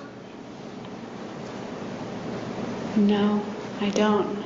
And he's screaming this loudly. Screaming implies that he's doing it loudly, correct? Yes. And so he is to your left or to your right? You're facing up. So is he to your left or right? My right. That means he's toward the tub, correct? He would be on that side, but not near the tub, I don't think. But it would be on that side, correct? Yes, that's correct. And you're saying he wasn't bleeding at that time? I'm not saying that, I'm just saying, well, I don't know, you haven't asked me anything about that. Pardon? I don't think you've asked me anything about I'm that. asking you right now. Are you saying that he wasn't bleeding? No, I'm not saying that. So he was bleeding at the time, right? I don't remember seeing any blood at that moment. So when he's down there, you don't see any blood, right? No. So that, for example, at that point, there can be no blood in the bathroom. We can agree on that, right? No, I don't agree with that. There was blood somewhere in the bathroom immediately after you shot him, other than around him? I don't know. Well, you were there, right? Yes. You said that you ran in this direction, right? Yes. When he was chasing you, did you happen to see the blood over here on the left side when you were running in that direction? There was no blood there when I was running in that direction. And was there any blood down here when you ran there the first time? No. How about any blood right here where it says number 5? That's right here. No.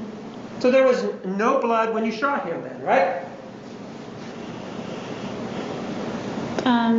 Not at the moment the gun went off. How about immediately? She's making sure the jury can see her face, Michelle, but she doesn't want to look directly at them because she wants to convey that she's lost in the episode, the trauma. I'm reliving. Oh. After he was struck, was there any blood? I don't remember. Weren't you looking at him or anything? I wasn't like examining him or looking. But you. And she's completely turned down the sparring energy with Juan Martinez, right? So she's this lost, I'm in the trauma, fog, trauma, lost. And Juan Martinez is still hard on the pressure, right? So comparatively to the jury, he's looking like a bully, just like that Travis. You weren't looking at him? Right after the gun went off? Yes, right after the gun went off. I think I closed my eyes really tight. I Well- don't remember seeing him. I just remember getting hit really hard and we fell. So you remember going down, and you don't remember looking at his face or anything like that, right? Not at that point. Well, aren't you, according to you, you don't know if he's been shot. Isn't he still a threat? Definitely. Right, and you're not trying to get away at that point, right? I was. Well, no, you said you had your eyes closed and you were just laying there. Didn't you just say that? No, I closed my eyes, I think, as the gun began to go off. All right. You opened them up at some point, right? Yes. Did you open them up when he was lying right next to you on your right-hand side? I believe I did. And so then you see him bleeding, right? I didn't look at him. So you never looked at him, but he's cursing at you though, right? Yes. He's cursing at you just like he was before, right? Maybe not the same words, but he was cursing at me. He was cursing at you, which you say precipitated this killing, right? Yeah. And so then you say that you're down on the ground and he's still cursing, whatever the words may be, right? Yes. And you're not looking at him now, right? No. You're not rolling away from him now, right? I'm attempting to get away at this point. With your eyes closed, right? No. Your eyes are open now, right? I believe they are open, yeah. And you're not looking at the source of the danger then? No. You're not? No. Why not? If you were looking at him before, and this is the reason that this person you claim may want to be threatening you, why don't you look at whatever the source is so that you can try to get away again? I don't need to because I already know what he's doing at that point. You think he's what? I didn't need to because I already knew what he was doing at that point. You already knew what he was doing at that point? Yes. You knew he was cursing, right? Yes. You knew he was right next to you, right? Yes. You knew he was grabbing at you, right? Yes. And so you just got your eyes closed and you don't even know where you're going to go. I believe I said my eyes weren't closed at this point. Okay, so your eyes are closed for how long? I don't know. I just blinked hard, I guess. I don't know. So then you do open your eyes, right? Yes. Then do you see blood? I don't remember seeing blood. So you don't even see blood at that point then, right? No. And he's still not dead, right? Definitely not. He's very angry. He's very angry, and this is seconds afterwards, right? Yes. Is he on all fours now? He's on the side of me, grabbing at my clothes and grabbing at me. So he's on your right side grabbing at you, right? Yes. Is he punching at you? No. Is he hitting you? No. Is he doing anything else? He's just trying to, it seemed like he was trying to get control of me and I was trying to push him away and get up. Throughout this whole thing where you are having this confrontation to him, do you ever tell him to stop? Do you ever tell him to do anything? I think I screamed stop when I pointed the gun at him. And when he's next to you on the right-hand side, did you say anything to him? I don't remember.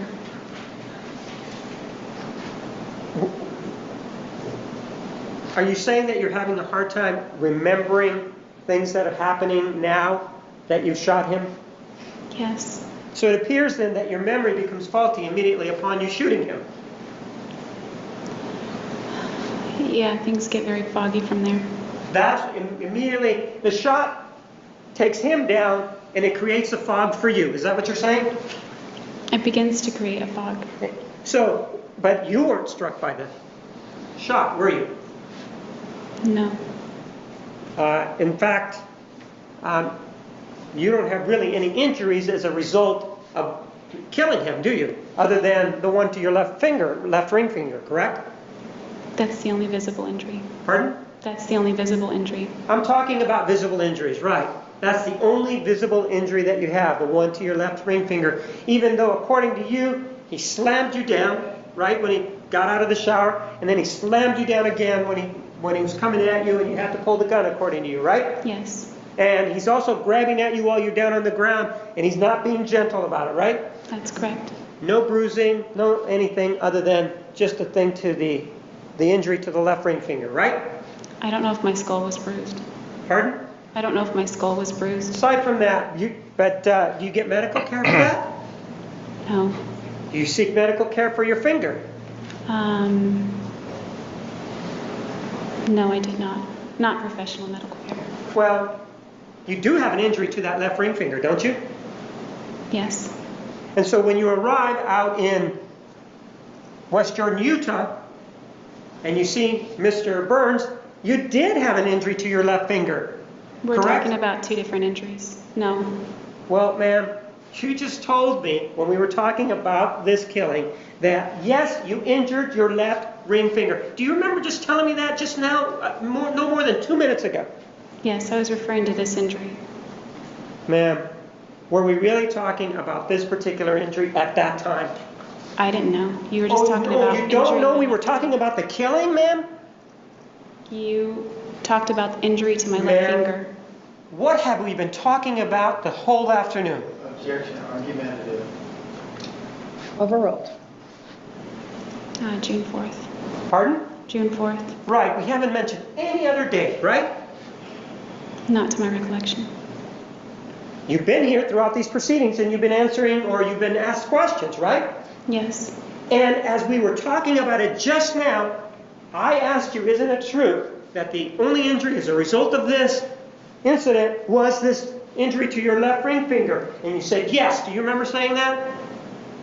I might have, but that's not what I meant. Well, ma'am, you did say it, didn't you? I don't know. And in fact, I followed it up by saying, and you didn't seek medical care. Do you remember me asking that? I thought you meant about my No, do you remember skull. me asking you that? Yes, I remember. And do you asking remember that you said, well, not professional medical care? Do you remember that? I was referring to the splint Travis made for my finger. I know that that's what you're telling me now. But the line of questioning before involved the shooting. That's what we were talking about, right? Yes, but then you And went to Mr. my Ale- left finger. Mr. Alexander was dead after that, wasn't he? Well, not immediately after that. No, he grabbed the knife that you stabbed him with, right? So he wasn't dead immediately after that, right? Objection calls for speculation. She says she hasn't remembered. Restate your question. And we're talking about Mr. Alexander, an individual that you just shot, right? So it's not like we're talking about him providing any medical care for you, are we? That's right. You're the person who has come in here, at least we know that you've indicated that you did kill Mr. Alexander, correct? Yes. The only incident where this could have happened was on June 4th of 2008, right?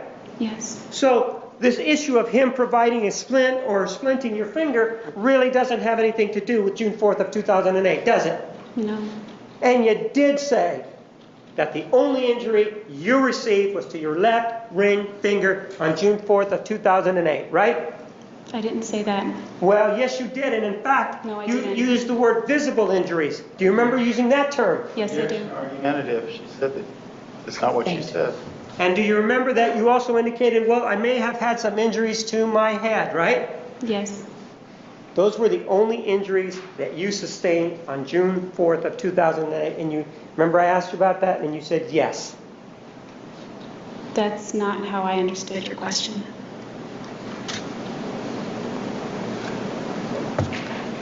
So then he's down, ma'am. And he's to your right. What happens then? I break away from him and he screams out, "Fucking kill you, bitch." So then, even though you've already shot him, he's been grabbing at you. Fucking kill he's you, shouting, bitch! "I'll fucking Fucking kill you, bitch!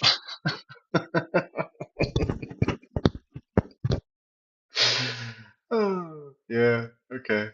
kill you, bitch," right? I don't think he said "I'll." I just remember those words are in my head. He may have said that, may have not. I Okay, just what are remember, the "Fucking kill words? you, bitch." Let's hear the words one more time so we can get them right. I heard him say, "Fucking kill you, bitch." Aren't these the same words that you indicated that you heard when he was doing his pirouette outside of the shower? Fucking kill you, bitches. Aren't they the same words? I don't think they were the same. He was still screaming at me though when he was coming out. So then just so that we're clear, what did he say as he's getting out of the shower? As he's getting out of the shower, he called me a fucking idiot and said a fucking 5-year-old can hold a camera better than you. But then, when he's down after being shot, he says, fucking kill you, bitch, right? Yeah, which was another example of his obsession with toddlers. A 5-year-old can hold a fucking 5-year-old can hold a camera better than you. A 5-year-old could. Oh God, gotta be careful what you say. Skipping. We're skipping. After I broke away from him, right after, he screamed Right. it out when he And- couldn't grab me anymore. He's trying to grab you, and he's still on the floor, but you're able to get away, right? Yes. I thought you said that he was this really. Remember when you had the conversation with Detective Flores, and you told him, well, he's a really strong guy. He's a wrestler in high school. Do you remember saying that? Yes. You're saying that you're able to get away from this man who's a wrestler in high school, who's very strong on the ground. That's what you're saying, right? Yes. And then what do you do? I don't really remember. I just remember. I don't remember anything at that point, so I would be speculating. So you don't remember a single solitary thing after that, right? There are a few little pieces that have come back since, but not immediately after. I don't remember. Okay, what is it that the pieces that have come back? Tell me what you remember about this, whatever pieces you remember.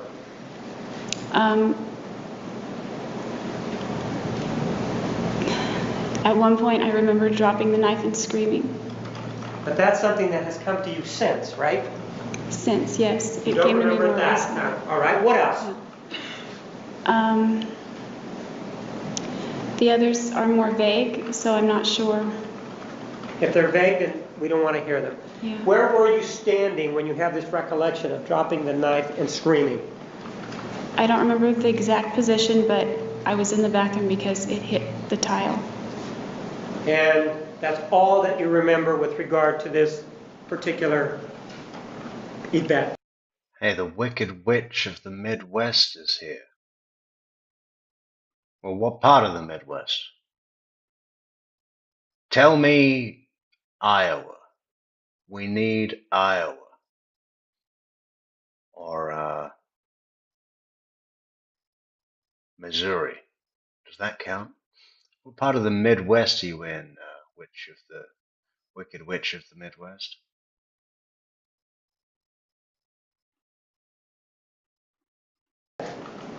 Correct? From that point to that point, yes. Judge, may we approach?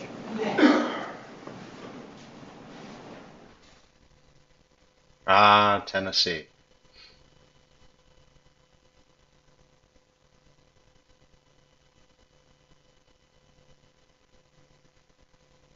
Oh, hang on. South of St. Louis. Ladies and gentlemen, we're going to take the afternoon recess. Please be Okay, we got another state. We're doing so well. Look at this. We're going to make it red right now and celebrate all together as one, forever, in peace. Red, Missouri. Take it off the list. We don't need it. We have it. Awesome. Okay, we're 61% of the way there. How many have we got? 1, 2, 3, 4, 5, 6, 7, 8, 9, 10, 11, 12, 13, 14, 15, 16, 17, 18. Yeah, 60.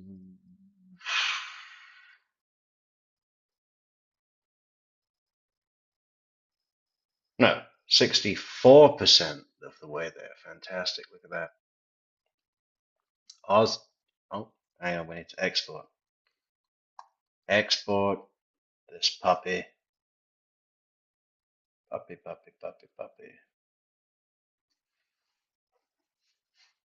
There we go. Good job. Thank you, Wicked Witch of the Midwest. be back in the designated Oh, are they going to break for lunch? Is Kirk Nermy going to get his bucket of buttered bacon? area at 3:15, and we will start promptly at that time. Please remember the admonition. You are excused. Please stand for the jury. My pain. I'm a good girl. It was circumstance.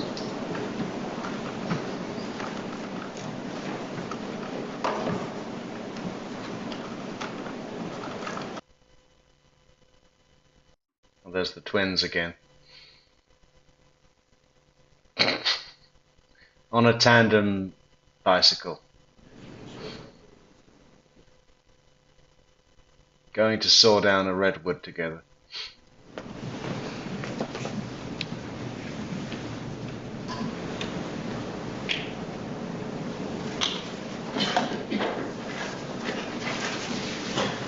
Please stand for the jury.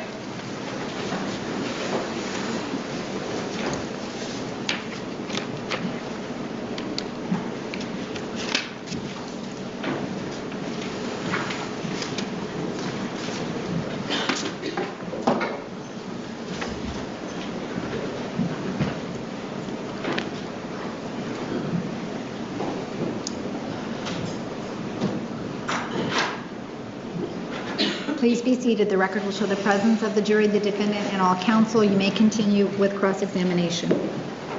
Ma'am, with regard to the killing on June 4th of 2008, it was you that committed that murder, that killed Travis Alexander, correct? Yes, Nobody else was involved, right? that's correct. And in terms of we don't need any more than the fingerprint evidence that we have. You're not disputing that the fingerprint evidence indicates that you were there, right? That's right. Same thing with the DNA evidence. It was you that was there, right? Yes. Ma'am, after this shot rang out, you said that you went into a fog, right? Yes, I began to go, things get foggy after that point. So, with regard to the camera, can you tell us what happened to the camera? I don't remember what I did with the camera. You acknowledge, though, that immediately prior to what you describe as the killing, the camera was right here in this area next to the tub, correct? That's the last place saw it rolling. I don't know if it got kicked around or what. I don't know. But you acknowledge, though, that, take a look at Exhibit 162. First, let's look at the date and time.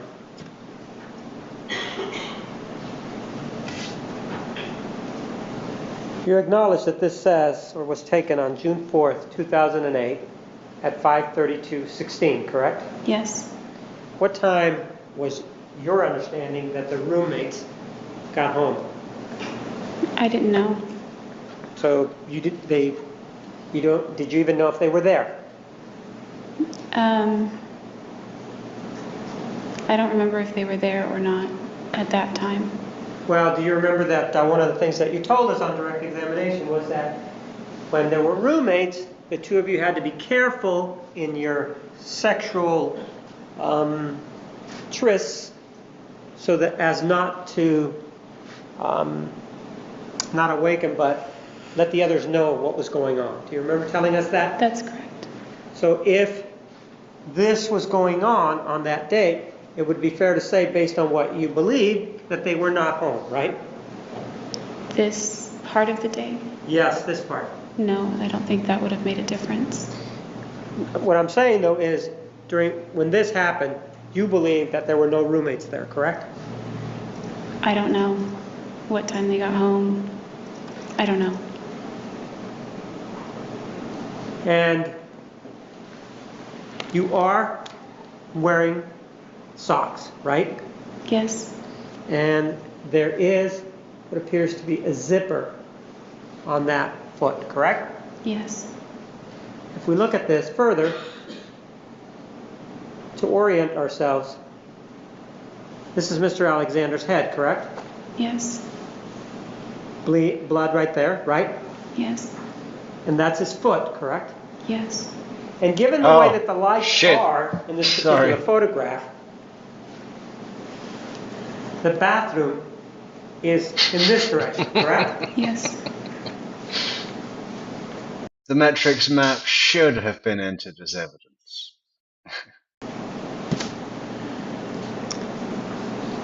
And you would agree with me that if the camera in Exhibit 249 was last seen here, do you see that? Yes. And things happen the way you say they happened, and we now have this photograph, that you were the one that moved that camera, right? It could have been us both. I don't know, remember moving it. Well, based on what you tell us, there's this gunshot that rings out, right? Yes. And then you don't remember anything, right? I didn't say that. I said it got foggy after that point. The point where I can't remember anything is after he said, after he threatened my life. What's that? After he threatened my life. Well, what is it that he said? Fucking kill you, bitch. So after that, after fucking kill you, bitch, you don't remember anything else, right? No. Not But- except the one thing that I described. Right. But you do remember, though, that as you ran down this hallway, you were not carrying the camera with you, right? No, not the first time I ran down the hallway. of course not. You were concerned for your life, you told us, right? Yes. And you told us that the camera landed next to the tub, right? Yes. And so if this photograph was snapped at the time that we've agreed that it's snapped, and the camera, the last time you see it, is next to the tub, and then you describe what happens, that Mr. Alexander is down next to the tub, then it was you that moved that camera, right? Objection calls for speculation. She said she doesn't remember. Sustained. With regard to Mr. Alexander, ma'am, the last memory that you have of him is that he was down on the ground, correct? Yes. And the last memory that you have of him is after you shot him, right? Yes. You never saw him walking around, did you? No, I didn't. And so if you didn't, assuming he didn't get up and walk around, and assuming you did shoot him, and assuming that the camera is where you told us that it was, then this camera, to take this photograph, had to be moved, right? Yeah, it had to be moved. And you would acknowledge that you did the moving, right? Objection calls for speculation. She said over and over again she doesn't remember. Overruled, you may answer. Only under that theory. That would be right. Well, you see him right there, ma'am? Mr. Alexander? Yes. No, take a look at it. I've already seen it. All right. Are you saying that in the condition that Mr. Alexander is in exhibit number 162, and you were there, it's your opinion that he, in that condition, could move the camera? I'm not saying that. So you did move the camera, right? Again, objection, Your Honor. Argumentative. She's already said she doesn't know what happened afterwards. Overruled. I don't know. And that camera ended up, as we now know, in a washing machine, right? You know that, right? Yes. You have this horrible incident that happens upstairs, and the camera is being used to photograph Mr. Alexander, right? In the shower, yes. Right. And then the camera is dropped, and then we see the photographs here. You would acknowledge then, ma'am, that under those set of facts, it was you who put that camera in the washing machine. Yes. Because guess. I this- don't remember, but that would be logical. Sure, because Mr. Alexander never left the upstairs bathroom, right? I think that's right. And you would acknowledge, ma'am, that if you did that, it would be an indication from you, at least you're saying that you're in a fog and that you don't remember, but it would be certainly an indication of your mental state back then that you picked up that camera and put it in the washing machine, wouldn't it? Yes. And it would be an indication, ma'am, that you knew what happened. Yes, I guess. And it I would don't know also, why it went in the washing machine. and ma'am, we know that this photograph was deleted from the camera, correct? Correct. We know that he's dead after this, right? After this, yes. And we know, as you just told us, that there was nobody else there, that no roommates were there, right? Yes. So, if he's dead, no roommates are there, this photograph is snapped, and it's deleted, you're the one that deleted it, aren't you? That would make sense. I don't remember deleting it. I'm not asking you if you remember now. I'm not asking that at all. I'm asking you, given the circumstances that we have here, you're the one that deleted it, right? I would have to say yes. And in fact, deleting something is not a once, given your expertise in cameras and photography, deleting something is not a one-step process, right? That's correct. And you were not familiar with this camera, were you? Not prior to June 4th, correct. And so what this You could say that you were familiar with Sony cameras and they all have the same user interface. You know, there's a way out of that. There's a lot of the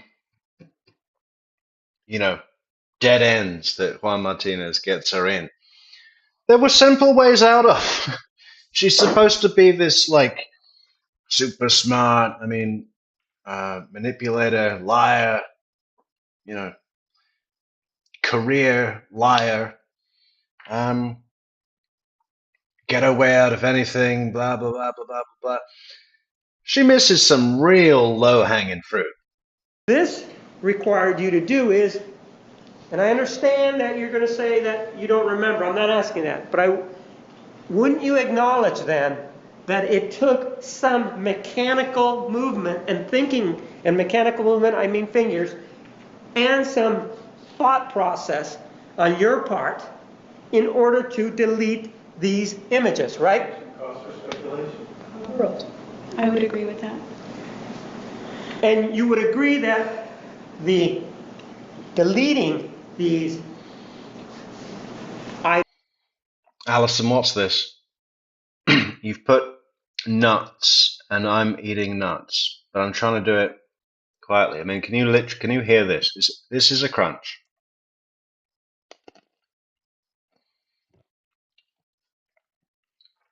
I'm trying to do it very quietly. You know, I don't want to be that guy that ate nuts on a live stream. items from the camera was not in any way necessary for you to do prior to leaving Mr. Alexander's home. I don't understand what you mean. Well, there is nothing, you acknowledge that there is nothing that was pressing about or threatening about the camera that required you to delete these images, right? I don't know what you mean by threatening.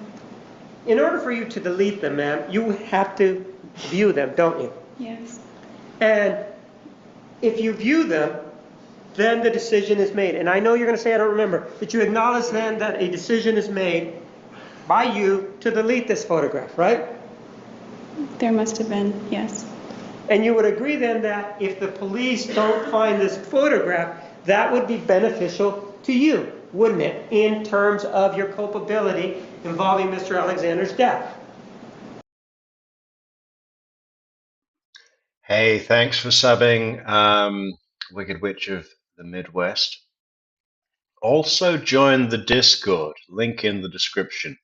It's free, it's great, and I think especially when Donna's trial's going on, there's going to be a lot of activity and points of discussion, along with other things that are also great. Everyone join Discord. I would not agree with that. Okay? Exhibit number 160. So you think this helps you in your case? I don't agree with that either. 163.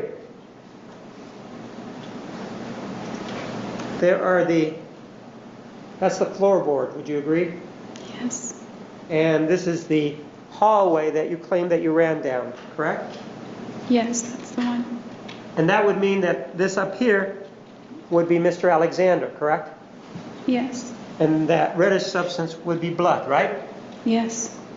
And again, if we apply the same analysis that we did before, you would acknowledge that the person who deleted this photograph was you. Yeah, I guess. There were other things that were done to the scene.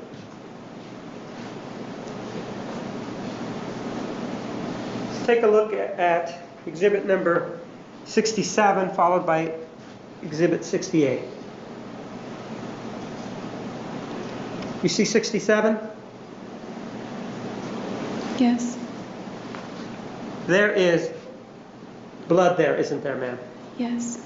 That's not your blood, right? I don't think my blood is there. That would be Mr. Acapella. The nut mystery is they are hazel, wall, cashew, and almond. Of course, the macadamia nut isn't actually a nut; it's actually a seed, which wouldn't work at all at this time of night. Yeah, just an assortment. Just an assortment. Alexander's blood, right? Yes. And you would agree that to the right of that, it appears that there is a more, if you will, different pattern. In other words, the pattern on the right is not as dark as the one on the left, right? Yes. And ma'am, you would agree that if you had socks on, and which we know that you did. You know, the one thing Jodi Arias has for her, more than a lot of these knuckleheads, is at least she wasn't caught on a Walmart surveillance camera going in to buy bleach, gloves, tarps, you know, a circular saw. Hey, what are you buying all this stuff for? Cleaning. Got to clean the whole house. It's a mess. You know, she just left it all there. Chandler Halderson, all that effort he went to. You know, Jodi was out of, no arrest for 6 weeks. Almost, yeah, exactly 6 weeks. Chandler Halderson only lasted 1 week and gave himself the hardest week of his life. The gargantuan tasks of decapitating, beheading, sawing up both of his parents into pieces, then burning their heads in the fireplace and scattering the remains around rural Wisconsin. Dragging his father's torso into the bush at his girlfriend's mother's fiance's house under the guise of all those doctor's appointments, when really he could have just walked out and said, "It was me." Dragged his parents onto the front lawn, "It was me," and he'd have been in exactly the same position. At least she got a bit of time out of it and didn't have to clean anything. What a drag that'd be. Your last week of freedom, and you spend it doing the biggest, hardest, most stressful job of your life on no sleep at all. And you were walking through blood, that this would be the kind of pattern that your socks would leave, right? I don't know. She was wearing socks at that time. Overalls. I'm not sure. Take a look at exhibit 130. Do you see that? Yes. Would you agree then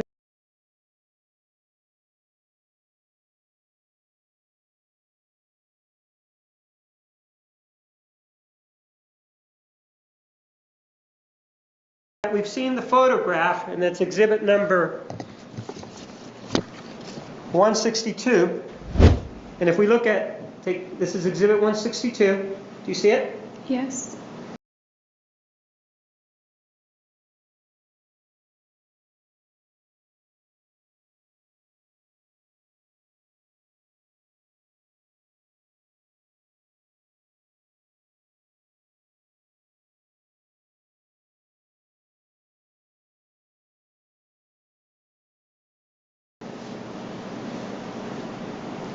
And you told us that to this end over here. Okay, mute button, mute button, mute button. Thank you so much, Alison, for the 3 cups on buymeacoffee.com/True Crime Metrics, contributing to the FOIA requests, the fantastic FOIA requests. There's so many FOIA requests, oh my gosh, bringing fantastic, unseen content to the Metrix radio network. Good job, Alison. Is the bathroom. Over here, do you see that? Yes. And if we look at this exhibit, which is 130, you would agree that the bathroom is in this direction, correct? Yes. So that if his foot that we were looking at would be right about where my pen is, or right in front of that door, right? Yes. And the door that's behind it is the door that you claim was the door that he was banging his head on back on August 7th of 2000, I'm sorry, in August of 2007, right? Yes. And you would agree, ma'am, that if this is the pattern that we have here, and his head is in this direction, as we see it in the picture, then because of the way the blood is flowing down, this is where his head was resting. Right here. I think, I don't know, I guess. He would not be the person that would be leaving these marks here to the right, would he? Because he wasn't standing, was he? Objection. She's already said she has no memory. It would call for speculation. Stand. 162. Is he standing there, ma'am? No.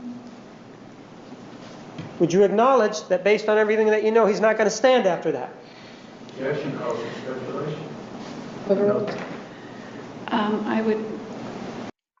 Okay, so Nikki, yeah, I just tested that link that is in the description, and it worked fine, the description for this video. So, what happened for you?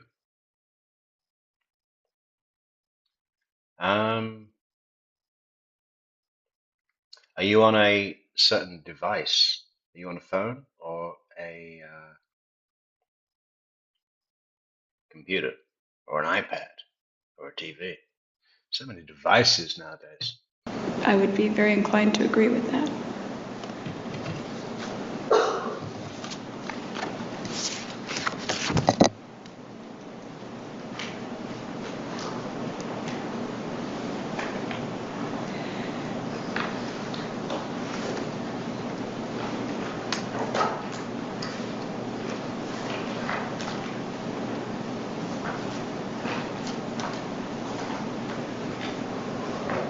You told us, ma'am, that there was just this shooting when he was coming at you from the bathroom, right? Yes. I'm sorry, from the closet, my mistake. Yes.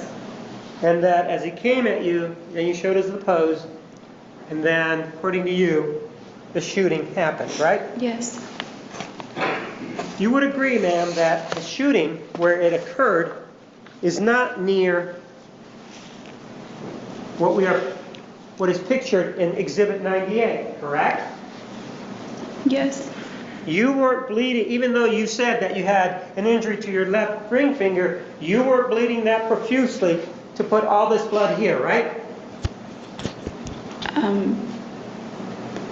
Well, my left ring finger wasn't bleeding at all, so So the answer is no. that's correct. That is not your blood, right? No, I don't think it is. And again, based on what we know, what you know about this case, and based on the fact that you acknowledge you've done the shooting and acknowledging that that was your foot in this photograph,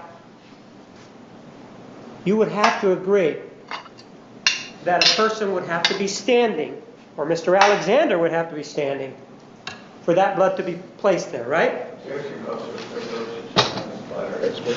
I would think. Objection, Your Honor. Move to strike. Move to strike this hogwash that mean old Martinez is spouting over there. He's got nothing that's prosecuted. Move to strike. I think Kirk Nomi on a mug, holding a bucket of holding a bucket of buttered bacon. That's like one of those, you know, what do you call it? Tongue twisting riddles or something. Kirk Nomi. It's a shame he doesn't have a B in his name. Kirk Nomi, holding a bucket of buttered bacon, made an objection. He moved to strike. No, okay. Where's Patricia? We need Patricia. She's good at this. She's a poet, our resident poet. Yes, I would think that.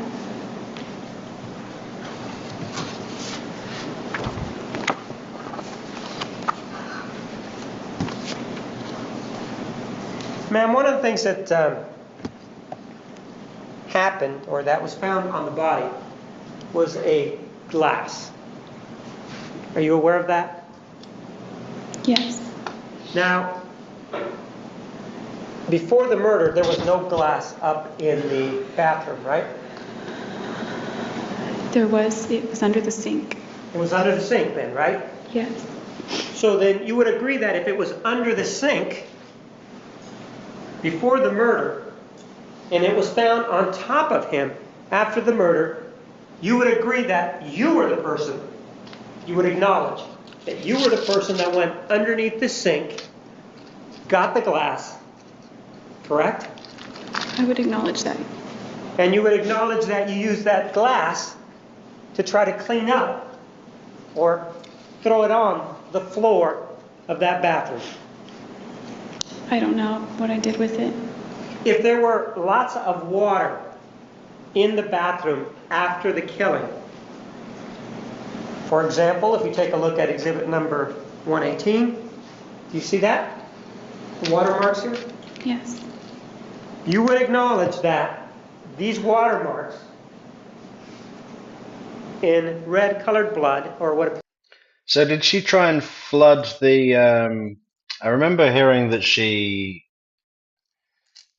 soaked his body when it was in the shower so she could get all of her voodoo juice off of his corpse.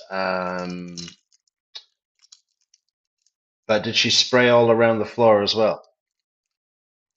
Is that how that water got there? I guess we're going to find out. Appears to be blood. You would acknowledge that you're the person that created those marks, correct? Yes. And you would also acknowledge, ma'am, that these reddish spots here are Mr. Alexander's blood, right? Yes. Which would indicate that he was in that area bleeding, correct? Yes. And exhibit 125 shows us the relationship between the closet to the right, correct? Yes. The closet to the left, correct? Yes. And the end of the hallway into the bedroom, right? Mm-hmm. Yes. And ma'am, you would agree if we've now seen that there was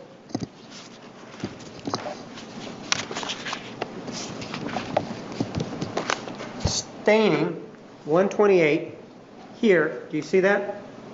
And it's concentrated there. Do you see that? Yes. And we've heard that it was nowhere else in the top floor from that bedroom.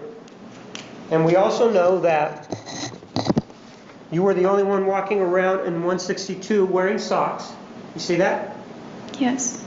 You would acknowledge, ma'am, that prior to walking out from here and leaving, you would acknowledge that you took those socks off, correct?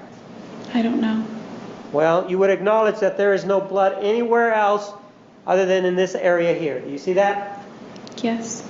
So you would acknowledge that if you did have blood on your socks and there was water on the floor and you were walking in it, you would acknowledge that there may be, based on whatever experience you have, there may be other blood throughout wherever it was that you stepped. Objection, argumentative, and calls for speculation. Overruled. You may answer.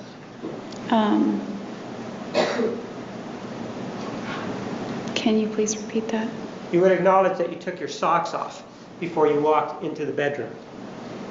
I don't know. Because you knew.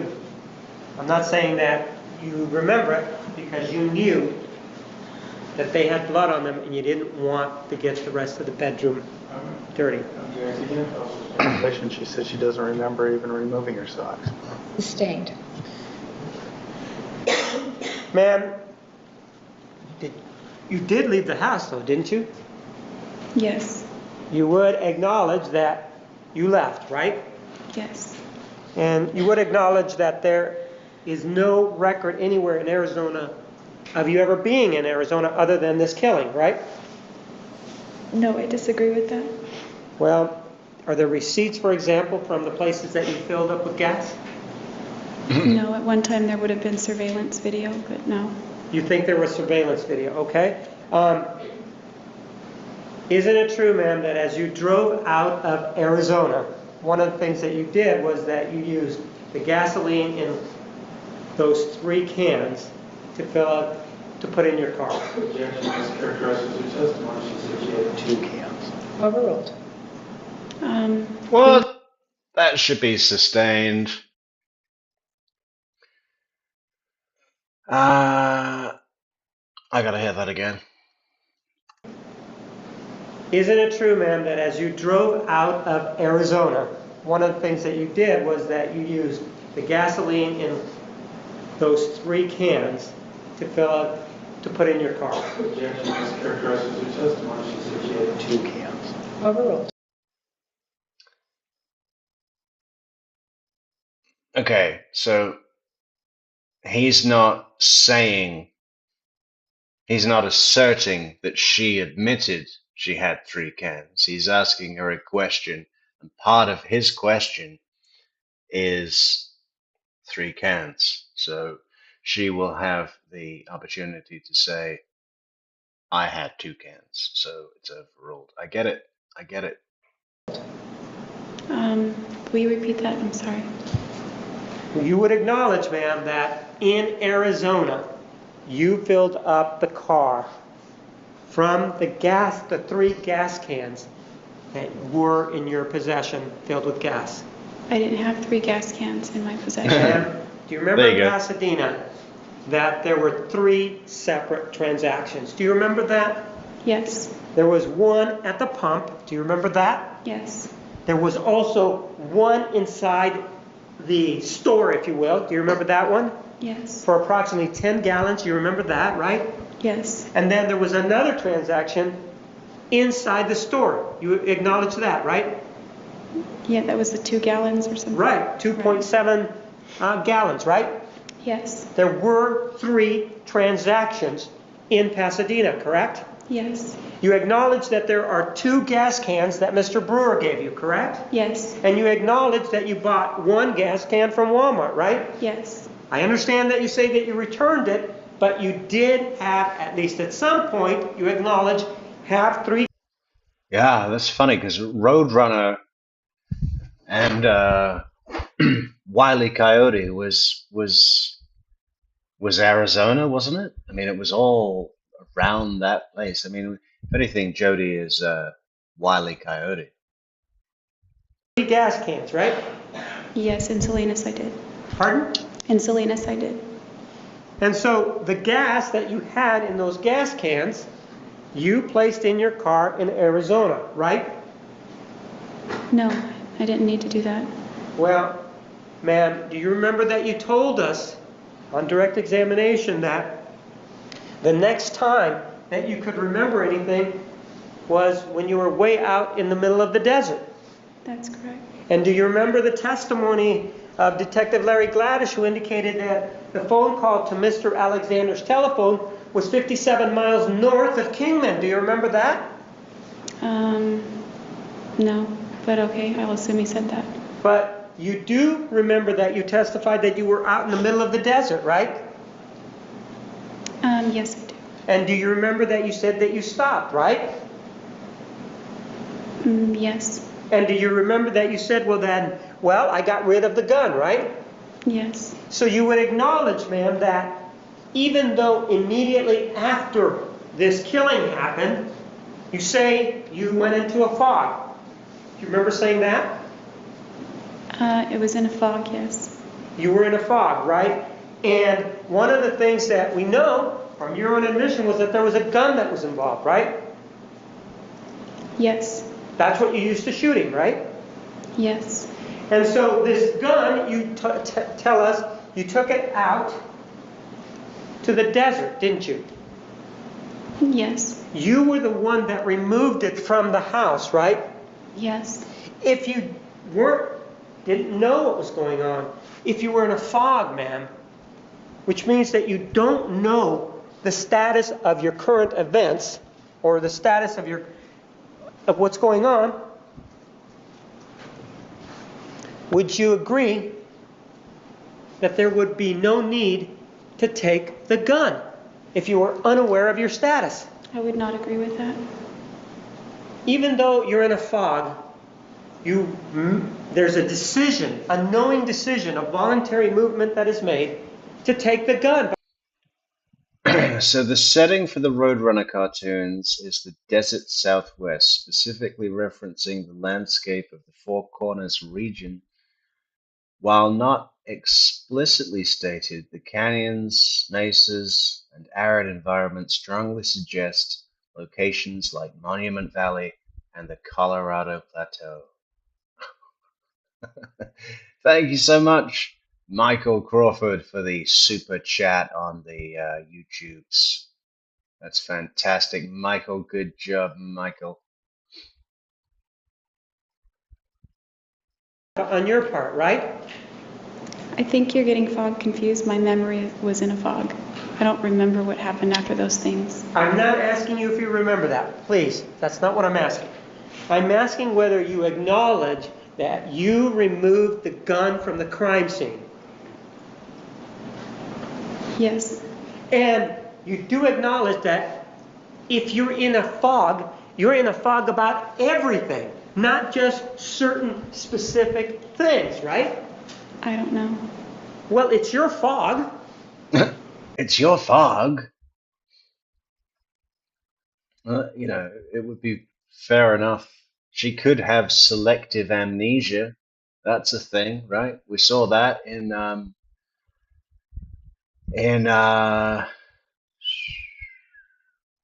movie with Ed Norton and Richard Gere. The hell was that called? What a shitty title. I never remember the name of that movie. It's called somebody. Acapella. Acapella's a movie buff. Is that a question? Yes, it is a question, isn't it? What is it? It's your fog, isn't it? Yes. And with regard to this particular fog that you are in, why would you even think of taking the gun? It's primal fear. You see, you're quicker than Google, Christina. I just looked it up, but you still beat me to it. Thank you, Christina. Unless you really knew what was going on. I could only speculate because I don't remember. If you were in a fog and you didn't know what you were doing, why take the gun, man? Objection, asked and answered. Argumentative. Overruled. Move to I strike. don't remember taking the gun. I remember throwing the gun. All right. Throwing the gun. If you remember throwing the gun, you remembered where the gun came from, don't you? I recognized it as Travis's gun, yes. I know you say that it's Travis's gun, but shortly before embarking on this trip to Mesa, Arizona on May 28th of 2008, your grandfather had a .25 caliber gun taken during a burglary, right? Yes. And you knew about that, right? I found out after I got back into town. The answer is yes, you did know, didn't you? Yes, afterward. You did know on May 28th of 2008 that there was a burglary at your grandfather's house, correct? Yes. And you're telling us that on June 4th, or after the murder, you stopped at the side of the road, right? Yes. And according to you, you have one of the implements that was used to kill Mr. Alexander, correct? Yes. If you didn't think that you had done anything wrong, and you were in this fog that you weren't thinking, why get rid of it? Why get rid of it? I never said I didn't think didn't do anything wrong. Oh, so you acknowledge then that you believe that you did something wrong with regard to Mr. Alexander then, right? I believe that something Yes or no? very bad had happened. Yes or no, ma'am? I'm not, how did you word that again? Do you believe that you did something wrong with regard to Mr. Alexander? Yes. And that belief that you had was with you on the side of the road to the point that you got rid of the gun, right? Well, I just threw it, so yeah. You did get rid of the gun, right? Yes. And this knowing that you had done something wrong was preceded by your removing the gun from the crime scene. Right? Yes. So you would agree then that at the crime scene, you knew that what you had done was wrong, correct? I would say that would be accurate, but I don't remember. And you were trying to alter the crime scene, weren't you? It appears that way. Well, no. Based on what you know, there was an altering of the crime scene, wasn't there? Yes. The gun was taken, right? Yes. And we know that you took it, right? Yes. We also know that there was no knife that was found up in the bathroom area, right? Yes. So we know that you took it, right? I don't remember having the knife at all afterward. But there was no knife up there, right? I haven't heard any testimony about that. So You would acknowledge, ma'am, that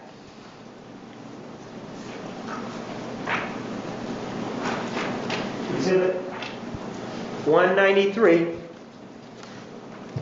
that Mr. Alexander was stabbed. You would acknowledge that, right? Yes. Oh, I know exactly which picture they're looking at. Shall I share it as a link in the chat? And you would acknowledge that that stabbing was with the knife, right? Yes. And according to your version of events, you would acknowledge that that stabbing was after the shooting, according to you, right?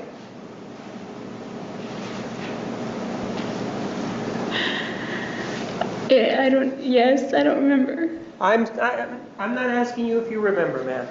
I'm asking if you acknowledge that it would be you that did it, correct? Yes. And you would acknowledge that a lot of the stab wounds, and if you want, we can count them together, including the ones to the head, were to the back of the head and to the back of the torso, correct? Okay. Well, no, I don't. Count them. I don't know. I'll just take your word for it. Would you like to take a look at the photograph? No. So if he is being stabbed in the back, would you acknowledge at that point that he's no threat to you, right? Objection calls for speculation. Overruled. Move don't to know. strike. Well, if he's already been Calls for speculation. He's got nothing. Move to strike, Your Honor. Yeah, I know it's annoying, but I like how it's annoying.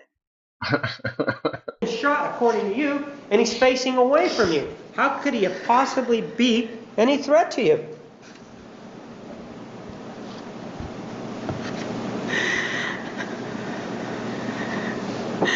I could only guess. I don't know what you're asking me. Well, with regard to you were here when the medical examiner testified about the wound to the throat. Do you remember that? Yes. With regard to that wound, ma'am, you would acknowledge that that was, in terms of the stab wounds, you would acknowledge that that was the last wound in the sequence of events. So she doesn't remember. Again, Overall, that how wasn't can she acknowledge the sequence of the stabs that she doesn't know when doesn't have any memory of them? that wasn't the question. Overall, do you may answer the question? Are you talking about his testimony? Yes. I disagree with the sequence of events. Would you agree that you're the person who actually slit Mr. Alexander's throat from ear to ear? Yes. Would you also agree that you're the individual that stabbed him in the upper torso?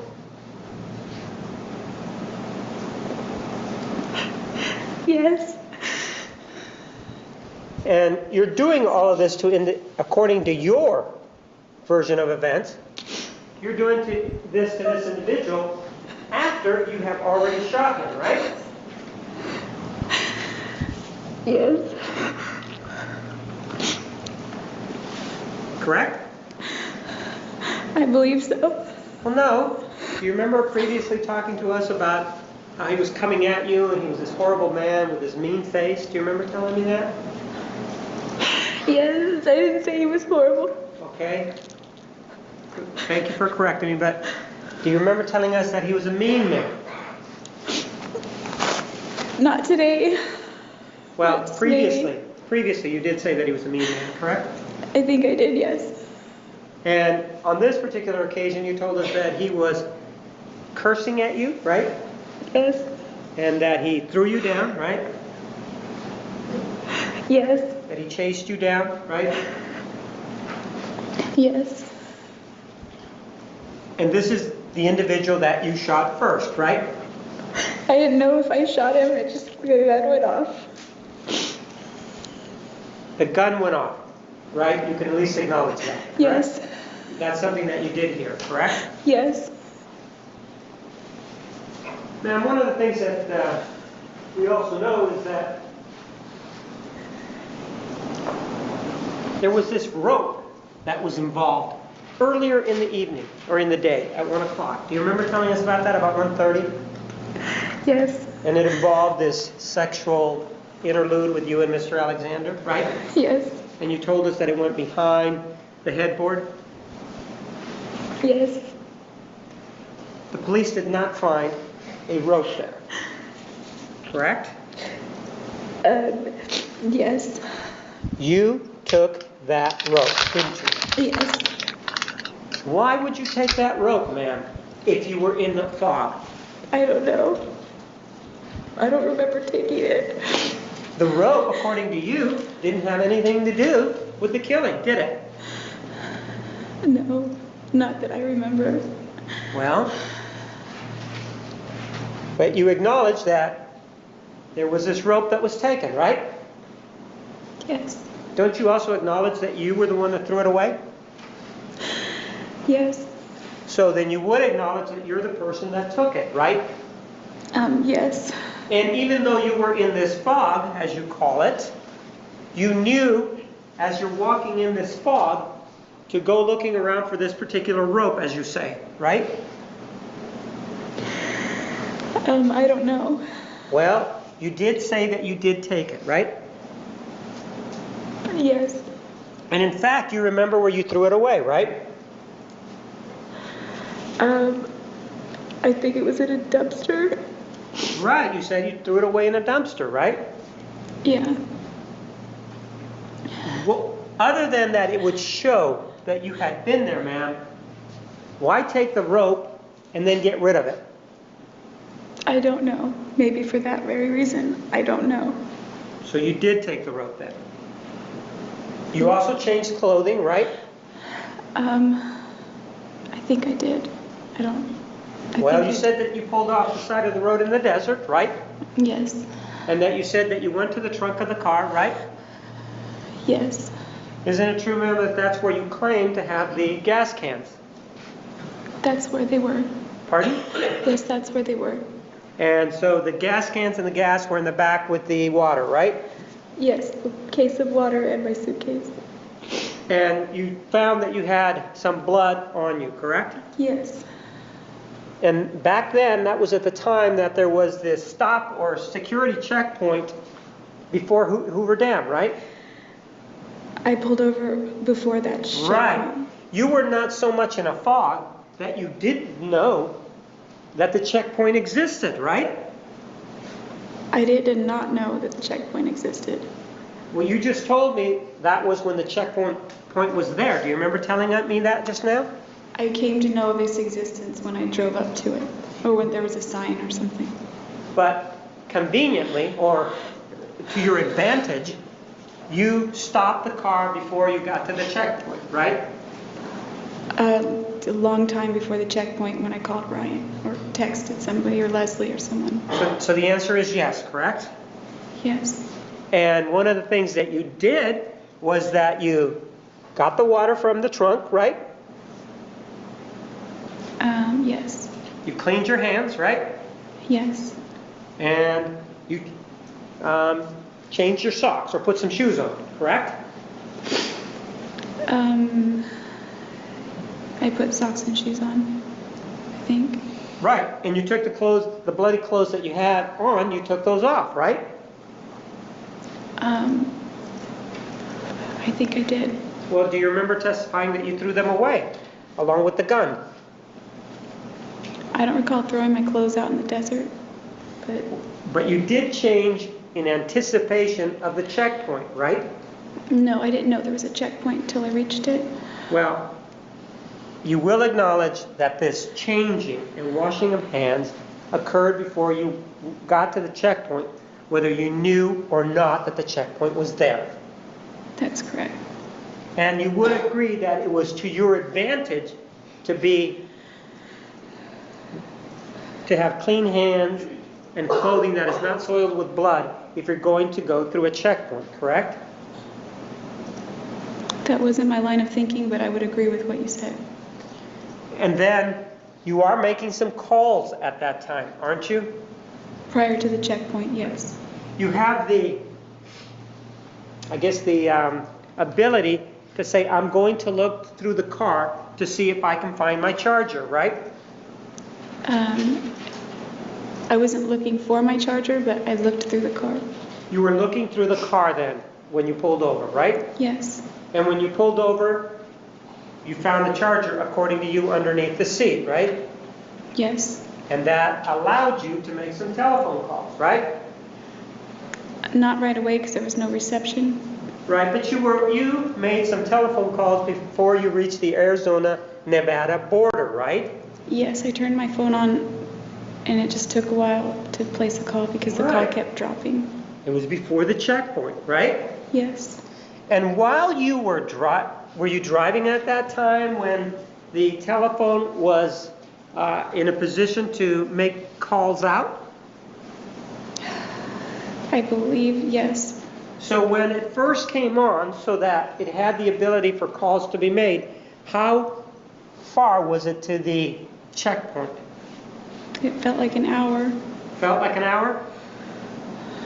Do you know where think- Kingman is? No.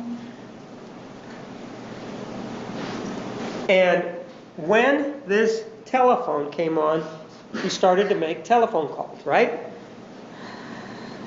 I attempted to. I was only able to send, I think, text messages. I realize that signal wasn't- you're talking about text messages. I'm talking about telephone calls. You were able to call Ryan Burns, right? Yes. And even though you were in this fog that you're telling us about, you were able to call him and make up a lie, right? The fog that I was referring to relates to my memory. Right, it relates to your memory. So you could have told Mr. Burns that you were with Mr. Alexander, but you didn't, right? That's right. Instead, you made up a story, didn't you? Yes. So this fog that you're talking about, it wasn't so... Yeah, a really cheerful story. Like, so happy-go-lucky on these phone calls. In the fog, in the trauma fog. heavy that it prevented you from thinking and making up a lie.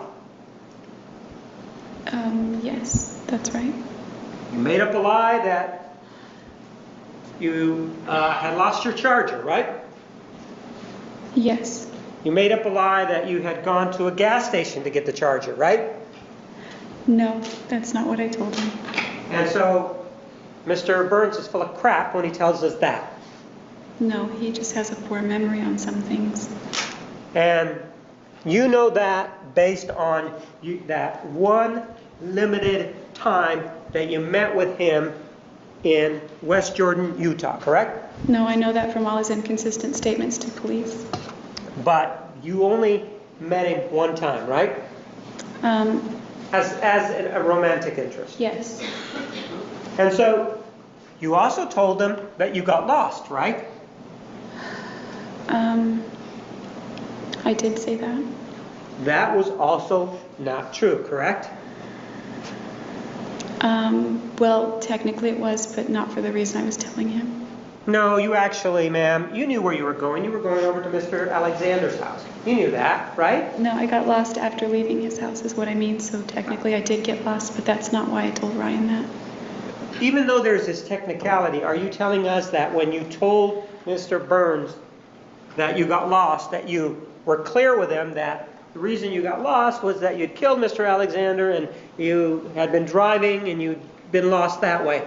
Or did you tell him that you got lost a different way? I don't remember what way. I think I made up something stupid, and I certainly didn't tell him I got lost about Travis. I told him I got lost to deceive him. So even in this fog, you still have the ability to think, to protect yourself, right? Yes. And the other thing that you did is you attempted to call Matthew McCartney, right? Yes. And you also attempted to call Mr. Brewer, right? I don't remember. I might have. One of the other things that you did, and we were talking about protecting yourself, one of the other things that you did is that you immediately, almost immediately when you say you come out of this fog, one of the first things that you do is you try to divert attention away from you so that the police won't think that you had anything to do with this killing, right? Yes. And this fog that you were under that you're telling us about is not so deep that it stops you from fabricating or attempting to fabricate evidence, right?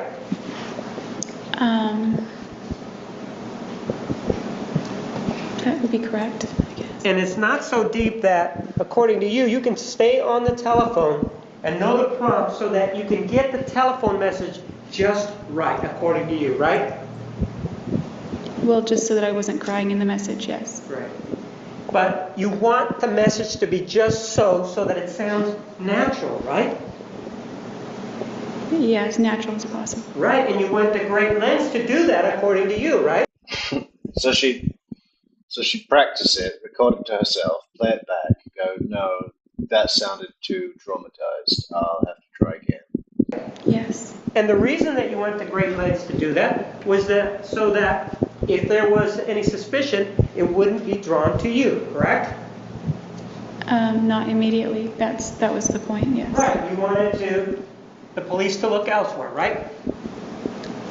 I guess. Well, no, you made the call knowing the reason why you made the call, right?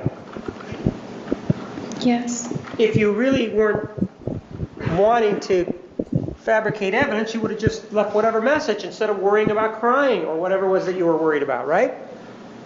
That's right. And so you called Mr. Alexander and you left him a message, right? Yes. Let's play it and hear what you said.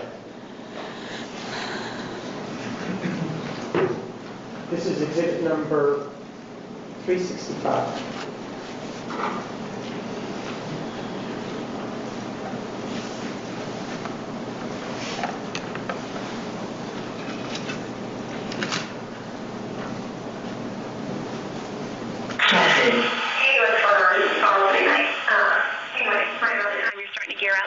I know Leslie called you, so I already talked to her, so you can call her back if you want, but it's not necessary. My phone died, so I wasn't getting back to anybody. And what else? Oh, and I drove 100 miles in the wrong direction, over 100 miles, thank you very much. So yeah, remember New Mexico? It was a lot like that, only you weren't here to prevent me from going into the 3 digits, so fun. Tell you all about that later. Also, we were talking about, when we were talking about your upcoming travels my way, I was looking at the May calendar, so I'm all confused. But Heather and I are going to see Othello on July 1st, and we would love for you to accompany us. I don't know when Team Freedom's event is, though, but, it's on the list, so we could do Shakespeare, Crater Lake, and the coast. So if you can make it. If not, we'll just do the coast in Crater Lake. But let me know, and I will talk to you soon. Bye. End of message. To delete this message, press 7 to save it in the archives.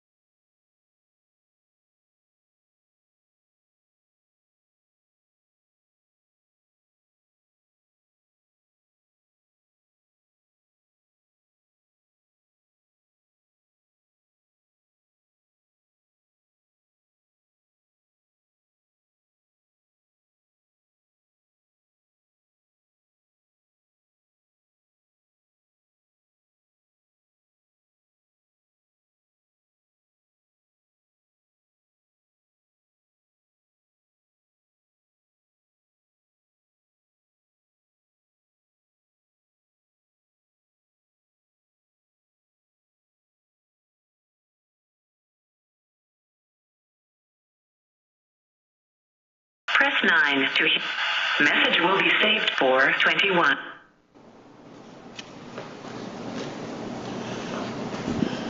That's you, correct? Oh, I was on the Miva. I was just saying, Acapella, how much I like that. The guy in Fargo that's practicing his upset voice. It's just like, Wade, I don't know what to do. It's Jean. Wade, I don't know what to do. It's my wife. Wade, oh, hey, we gotta talk. Jeez, it's horrible. It's just like, wouldn't it be great if we could hand this story, the Jodi Arias story, to the Coen brothers? Just give it to Joel and Ethan and say, have at it, boys. Do something wonderful with this. And it wasn't just left to Lifetime. Why is this the situation? Why did we take a story like this and give it to the Lifetime fucking, what do you even call it? Network or production house, whatever. Why? For no-name actors to train. What? That's what soap operas are for. Don't ruin a story like this for giving it to bad director. Give it to the Coen brothers. It would be so great just to see these stories. Can you imagine the Adelson case, Jodi, Chris Watts, all viewed through that special lens of the wacky, dark-humored universe of the Coen brothers? That should be our goal for the channel, to become the Joel and Ethan of true crime homage. Correct. And that's you lying on the message, right? Yes. You're telling or leaving the message for Mr. Alexander indicating that you got lost, fun, right? Yes. That's not true, right? That's not true. Asking him or talking to him about coming up to visit you up in Wairika and doing some of the things that you mentioned, you know that's not true also, right? This story isn't rich enough for them. I don't know. I mean, I think the magic of the Coen brothers is that they make these little things out of nothing, right?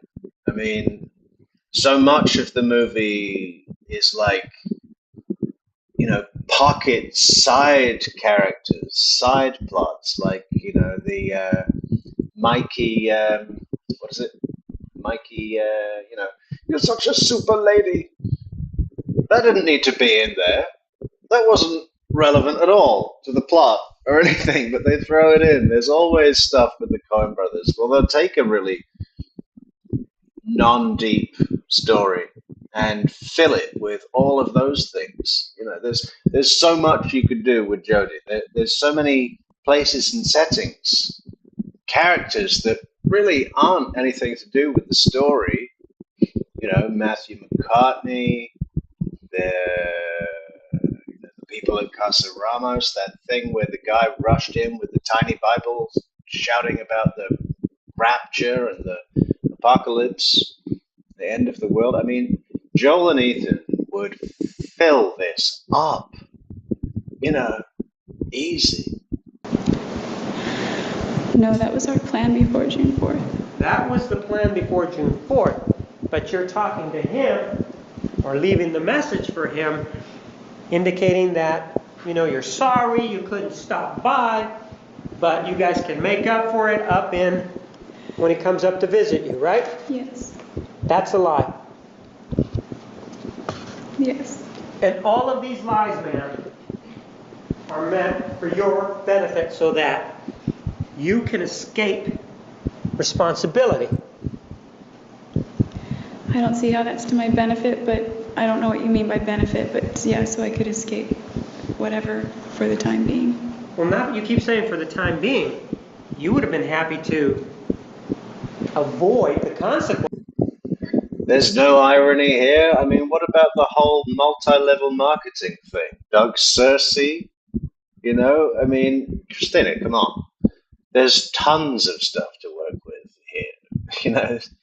Doug Searcy practically is a Coen Brothers character. He travels around in a motor coach. He's fucking sleazeball salesman with a $100,000 a year ring earner and blah blah blah. That whole thing. Travis going to those sales conventions that we were watching.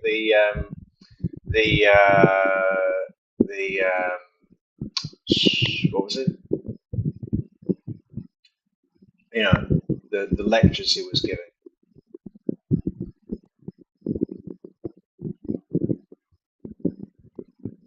I might actually write the screenplay. Thinking about what Joel and Ethan would do. What else?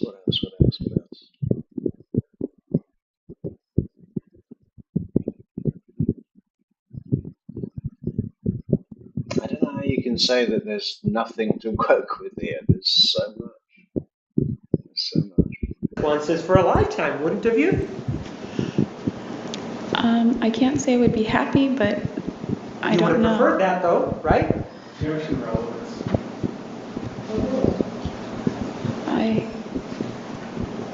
I don't know how to answer that. Well, you didn't go to the police with any of your information ever until they contacted you, right? I think I initiated the contact. Oh, so you're saying when you called the police, you told them the truth? No, I'm not saying that. You would have been satisfied to avoid any responsibility for the killing of Mr. Alexander, wouldn't you?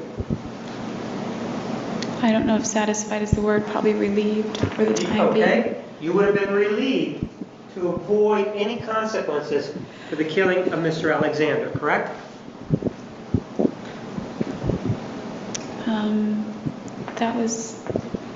That was my goal Right. that day. And that's why you left this message that we heard in exhibit number 365, right? Yes. Well, that's part of the reason.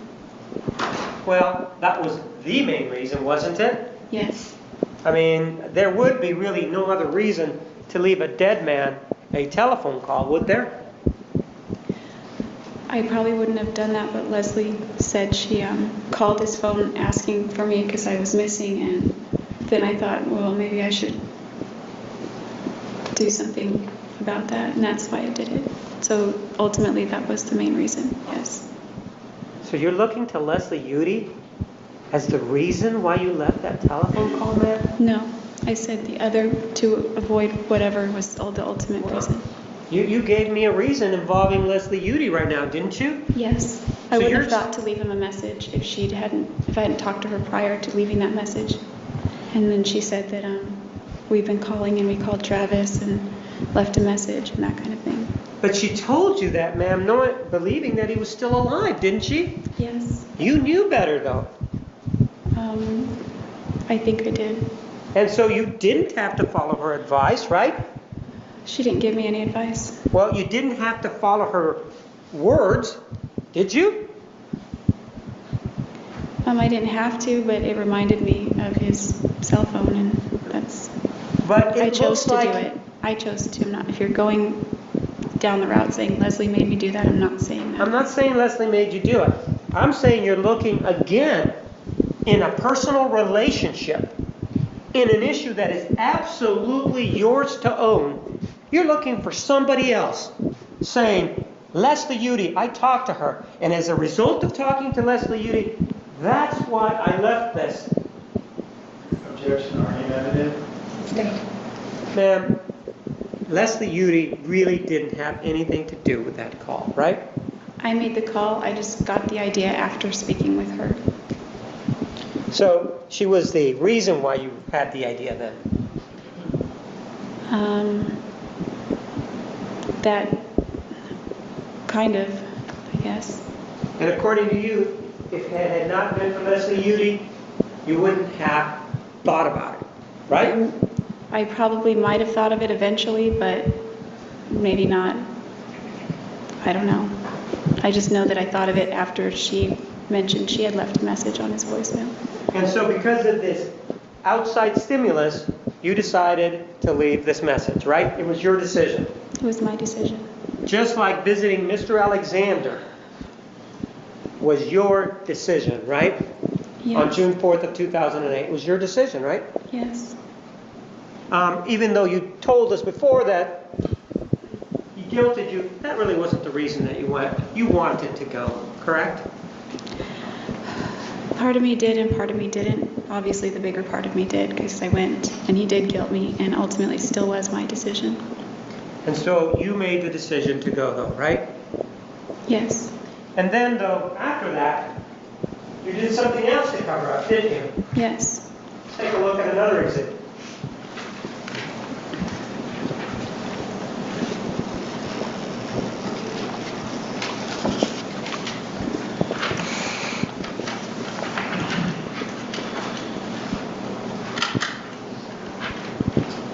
Take a look at exhibit number 504.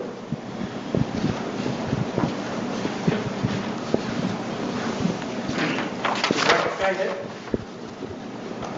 Yes. It's a text message that you sent, correct? Yes. What's the date on it? The 6th of June. Pardon? June 6th, 2008. And it's to Mr. Alexander, correct? Yes. And again, the hours are off by 7, correct? Yeah, I didn't look at the hours. Well, why don't you just take a look at the hours just so that we can make sure. Okay.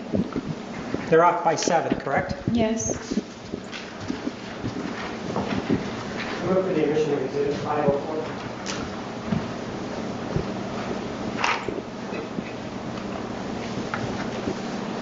No objection. 504 is admitted.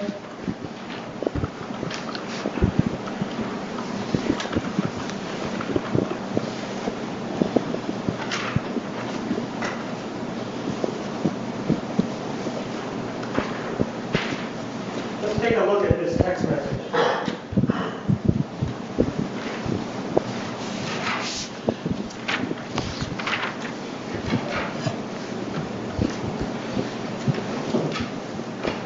First of all, that's your telephone number there on the left, correct? That was, yes. And the date there is 6/6 of 08, correct? Yes. If we take the 7 hours away from the 1658, what we're really talking, and the 7 hours from 1658, what we're really talking about is what, 9:58 in the morning, is that correct? Yes. This is while you were still on the road, right? Home, correct? Yes, I believe it was. And why don't you read to us what the message is that you left for Mr. Alexander? Hey, I need to know when you're going to deposit that check. And you were referring to the check involving the car, right? Yes. The check that you know was uncashed in his desk in his office, right? I didn't know where it was, but I figured it wasn't cashed. Now, in fact, there was a conversation that you had with the detective where you talked to him about the uncashed check, correct? Yes. So you knew it was uncashed, correct? By the time it hadn't cleared whenever I talked to him, I knew it was uncashed. But another thing that you knew on this date is that Mr. Alexander was dead, didn't you? Yeah, I think I And did. you did that again so that you could cover up what you had done, right? Yes. Because you did not want to be faced with whatever consequences were involved, right? I was afraid of the consequences. And because you were afraid, that was a good enough excuse for you to send something like that. Restate. The reason that you gave to us that you were afraid, in your mind, even though the fog had lifted or there was a fog that was involved, you felt that it was okay to send this message. I didn't feel it was okay. It's not like that. So I guess that would be no. Well, then why are you sending it? Are you sending it so that it can reach him in the grave, or what?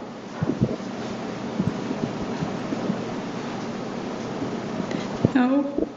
You're sending it so that, as you previously said, involving the telephone calls, so you won't have to face the consequences of what you did, right? Yes. Just like the scene, you're trying to manipulate the evidence, right? Yes. Take a look at another exhibit.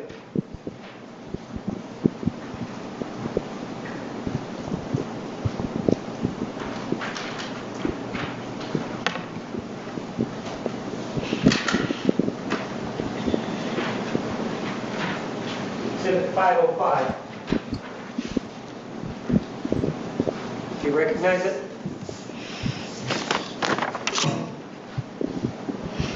Yeah. And that's an email, right? Yeah. Sent by you, right? Yes. Sent to Mr. Alexander, right? To his email. And what date and time was it sent? Saturday, June 7th, 2008. What time? I'm sorry, 10:21.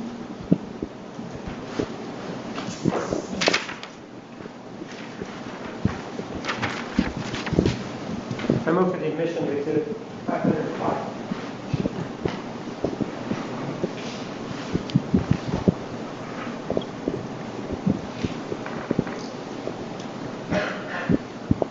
No objection. 505 is admitted.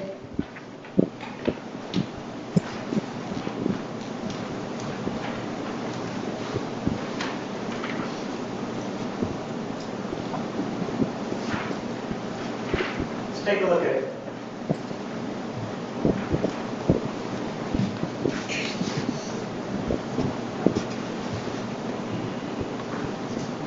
It's from you, right? Yeah. You've already told us the date and time. You're sending it to him even though you know he's dead, right? It's a way to stage the scene, right? I think so, yeah. That was my goal, I think. What was, I didn't hear you. That was my Goal, right? Yeah. Why don't you start with, hey you, and read to us what it says. Hey you, I haven't heard back A from little you. bit louder.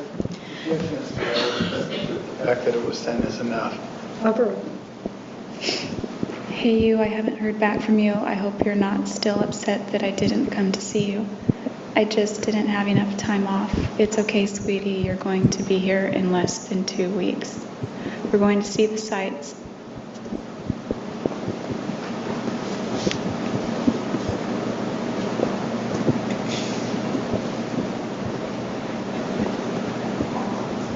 You also write, check things off the list and all kinds of fun things, right? Yes. You say Oregon is beautiful this time of year. Yay, be happy, correct? And then you say, anyway, I wanted to let you know that I'm thinking about pushing my visit up to next week, but it depends on my budget, so I'm not sure yet. I know you'll be in Cancun, but I'll probably crash at your house in your cozy bed anyway. Eat some of your oatmeal and frozen dinners, you know, the usual joke.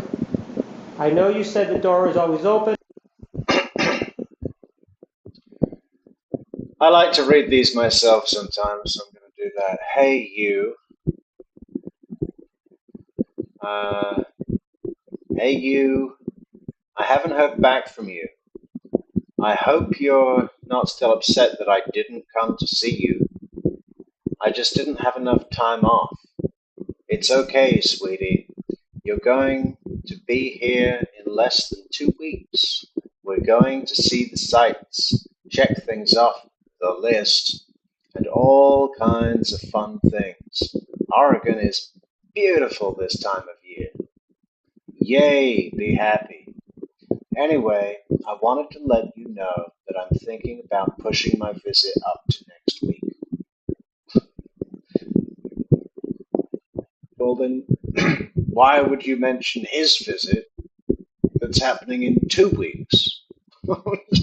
Start off with next week and go chronologically, Jodi, for fuck's sake. I wanted to let you know that I'm thinking about pushing my visit up to next week, but it depends on my budget, so I'm not for sure yet. I know you'll be in Cancun with that slut. I know you'll be slutting it up in Cancun like the man whore that you are. I know you'll be in Cancun, but I'll probably crash at your house in your cozy bed anyway. Eat some of your oatmeal and frozen dinners. You know, the usual joke. I know you said the door is always open, but I wanted to give you a heads up. You know, if I have, and I probably haven't used that exact phrase, hey, the door's always open, it doesn't mean when I'm not at home, okay? It means when I'm in, you'll be welcome here. It doesn't mean go in and stay when I'm away. My door is always open. That's not what it means. I know you said the door is always open, but I wanted to give you a heads up. If for any reason that won't work, let me know, and I'll make other arrangements. Your house has always been my second home, although it's a bit more lonely without naps around. And this is Saturday, June 7th.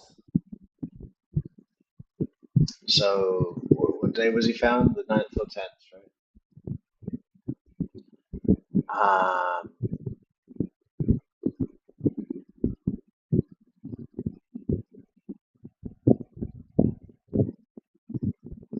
You know,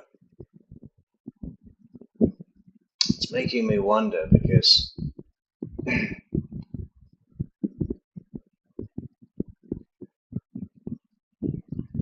let's just go through this again. Anyway, I wanted to let you know that I'm thinking about pushing my visit up to next week. It depends on my budget, so I'm not for sure yet. I know you'll be in Cancun, but I'll probably crash at your house in your cozy bed anyway. Eat some of your oatmeal and frozen dinners, you know, the usual. I know you said the door is always open, but I wanted to give you a heads up. If for any reason that won't work, let me know and I'll make other arrangements. Okay. What that sentence means is if she doesn't hear back from him, then she's going to go there. If she's going ahead with the trip, right? If it were worded a different way, like, let me know if that will work, that requires a green light to be given, right? But here, if for any reason that won't work, let me know and I'll make other arrangements. You know, she's asking for a red light if it's a problem. If there's no red light, it's go, go, go. Your house has always been my second home, although it's a bit more lonely without Naps around.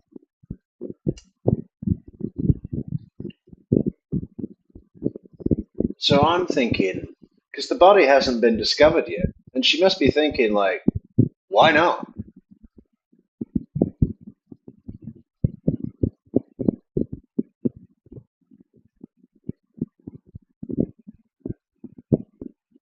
So if it hadn't been discovered for another week, would she have gone down there and stayed in his house and made it look like, oh my God, what's happened to Travis? I've just arrived. I bet she wouldn't be taking any gas cans on that trip. She'd be like, all right, we need a full fucking paper trail of all my transactions. I want to be on every CCTV gas station from here to Arizona. I want to verify my travel, and I want a red car. I want a red rental.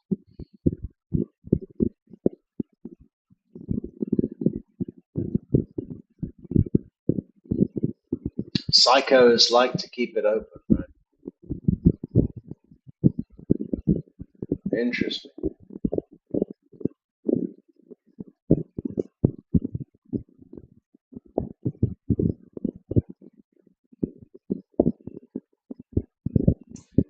I think maybe I'm gonna keep that in mind, and if I come across something else that might support that idea, put it together. We'll make a puzzle, right? Puzzle pieces. But I wanted to give you a heads up. If for any reason that won't work. Was what the 6th? The discovery? No. It was the 9th or 10th. Murder was the 4th, and he was discovered on the 9th or 10th. Let me know and I'll make other arrangements. Your house has always been my second home, although it's a bit more lonely without Naps around. You're probably in California right now, but wherever you are, get a hold of me at least before you head to Mexico. Thanks, hon, Jodi. You wrote that, right? Can you say what, Nikki? Language rules. Here, there are none. There are none, so we like. Yes. That was your way of it. An attempt for you to, again, stage the scene, so to speak, right? Yes. I'm going to play something for you, man. This is exhibit number 248.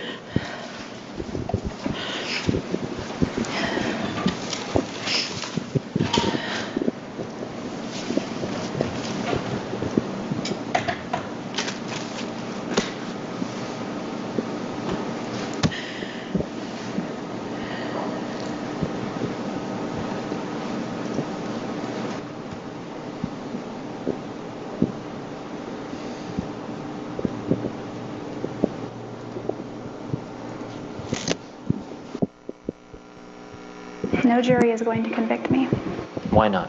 because I'm innocent, and you can mark my words on that one. No jury will convict me. That's you, right? Yes. And that's you saying that, not that you're going to not be convicted because you're going to commit suicide or anything like that, is it? That's correct. You're saying that you're innocent, right? Yes. And you believe that no jury would convict you because you were going to lie your way out of it, right? Objection argumentative. The state. Ma'am, you indicated certain things in this court as part of your testimony, didn't you? Yes. You indicated, for example, that Travis Alexander, that you saw him masturbating to a picture or pictures of young boys, correct? I only saw one picture. Right, you saw him do that. That's a lie, isn't it, ma'am? Objection argumentative. Overruled. I wish it was a lie. It's And not. ma'am, with regard to this issue of him being hypersexual and him being overbearing in that department, that's not true, is it? Objection argumentative. It's true that he was hypersexual. It's not true I that he was didn't ask you if he overbearing. was hypersexual. I asked you if he was overbearing. You said hypersexual. All right? Let's go with overbearing then. No, I don't think he was overbearing. And in fact, you gave as well as you took, didn't you? Objection. Calls for speculation. The state. You were in it to the same extent that he was in the activities, right? Objection calls for speculation. Rephrase. Ma'am, for example, we saw some of the text messages that you sent to him, right? Yes. We heard some of the conversations that you had with him, right? Yes. You indicated, for example, I don't need to go into all of them, that you wanted to sexually blossom. Do you remember that? Yes. And you remember specifically saying that you wanted a facial. Do you remember that? Yes. So you were enjoying the sex, weren't you? Yes. Mostly. Yes. And yet, you came in here, and for days upon days, you told us how uncomfortable they made you feel, right? Only those times. We didn't talk about all the other times. And ma'am, additionally, you talked about how he was physically abusive to you during your testimony, right? Yes. And you said, for example, that in March, when you were going to move to Wairika, that he hit you on the freeway, right? Yes. But we took a look at your journal entry. Do you remember that? Yes. And your journal entry speaks otherwise, doesn't it? It doesn't speak of the incident. No, it spoke of tenderness. 3 soft kisses, doesn't it? Yes.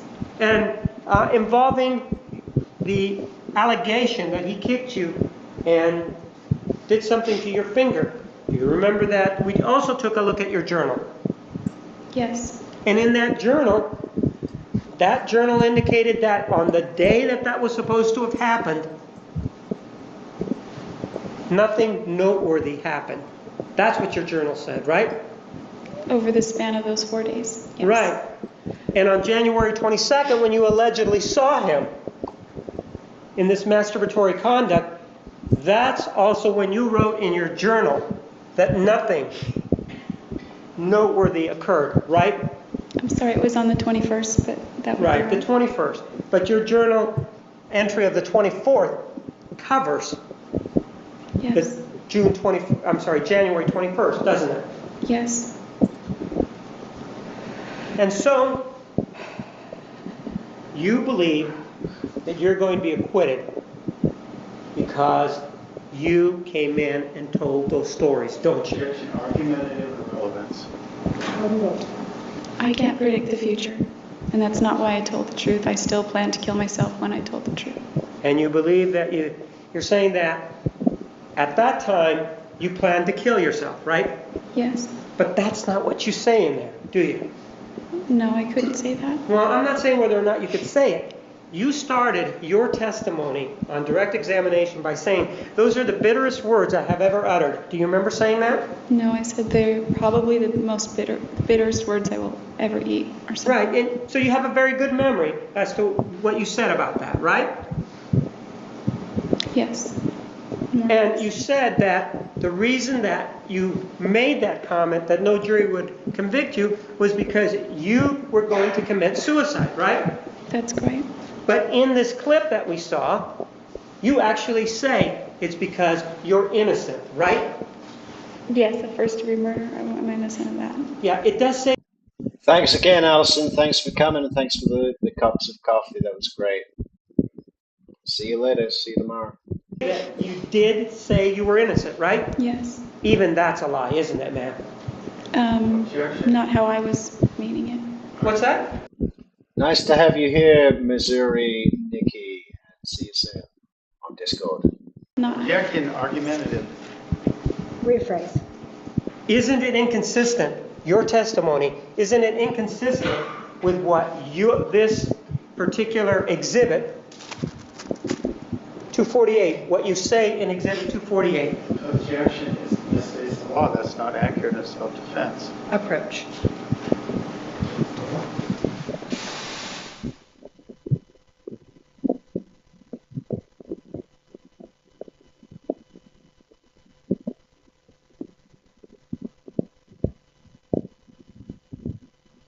Very close to the end of this day now.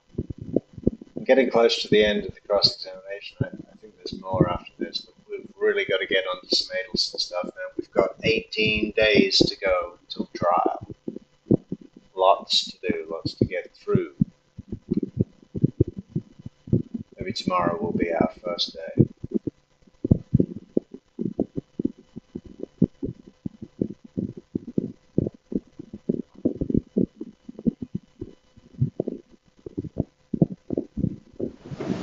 You may continue. Objection overruled. In this exhibit 248, you heard yourself, right? Yes. You said, I'm innocent. No jury will convict me, right? Yes.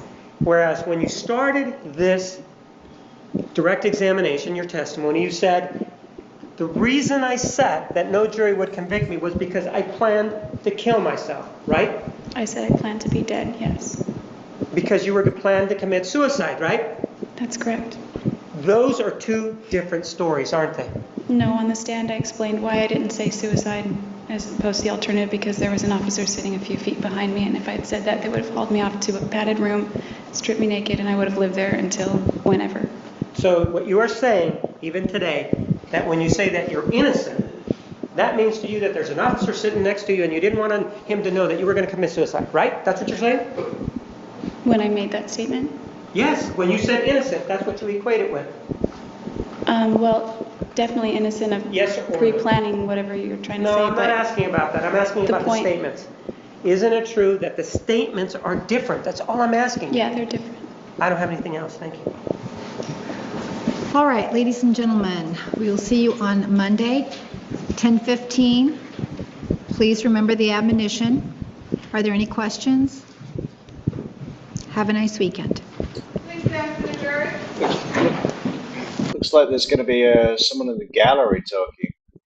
Or maybe that's not the gallery. No. But on the table behind the prosecutor. What's that?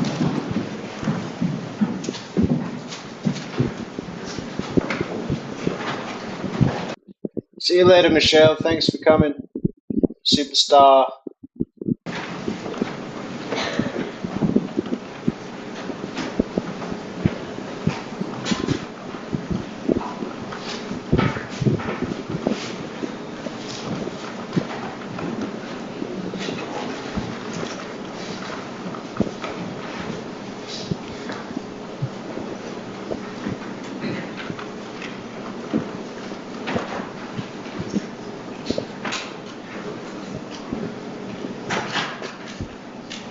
So the jury has left the courtroom. Miss Arias, you may step down.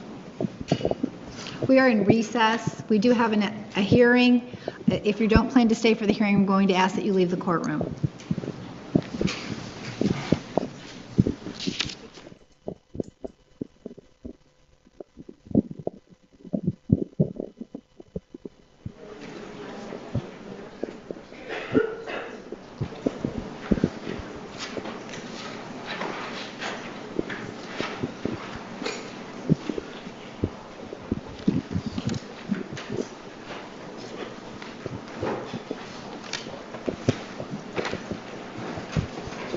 What is this hearing? Is that any good?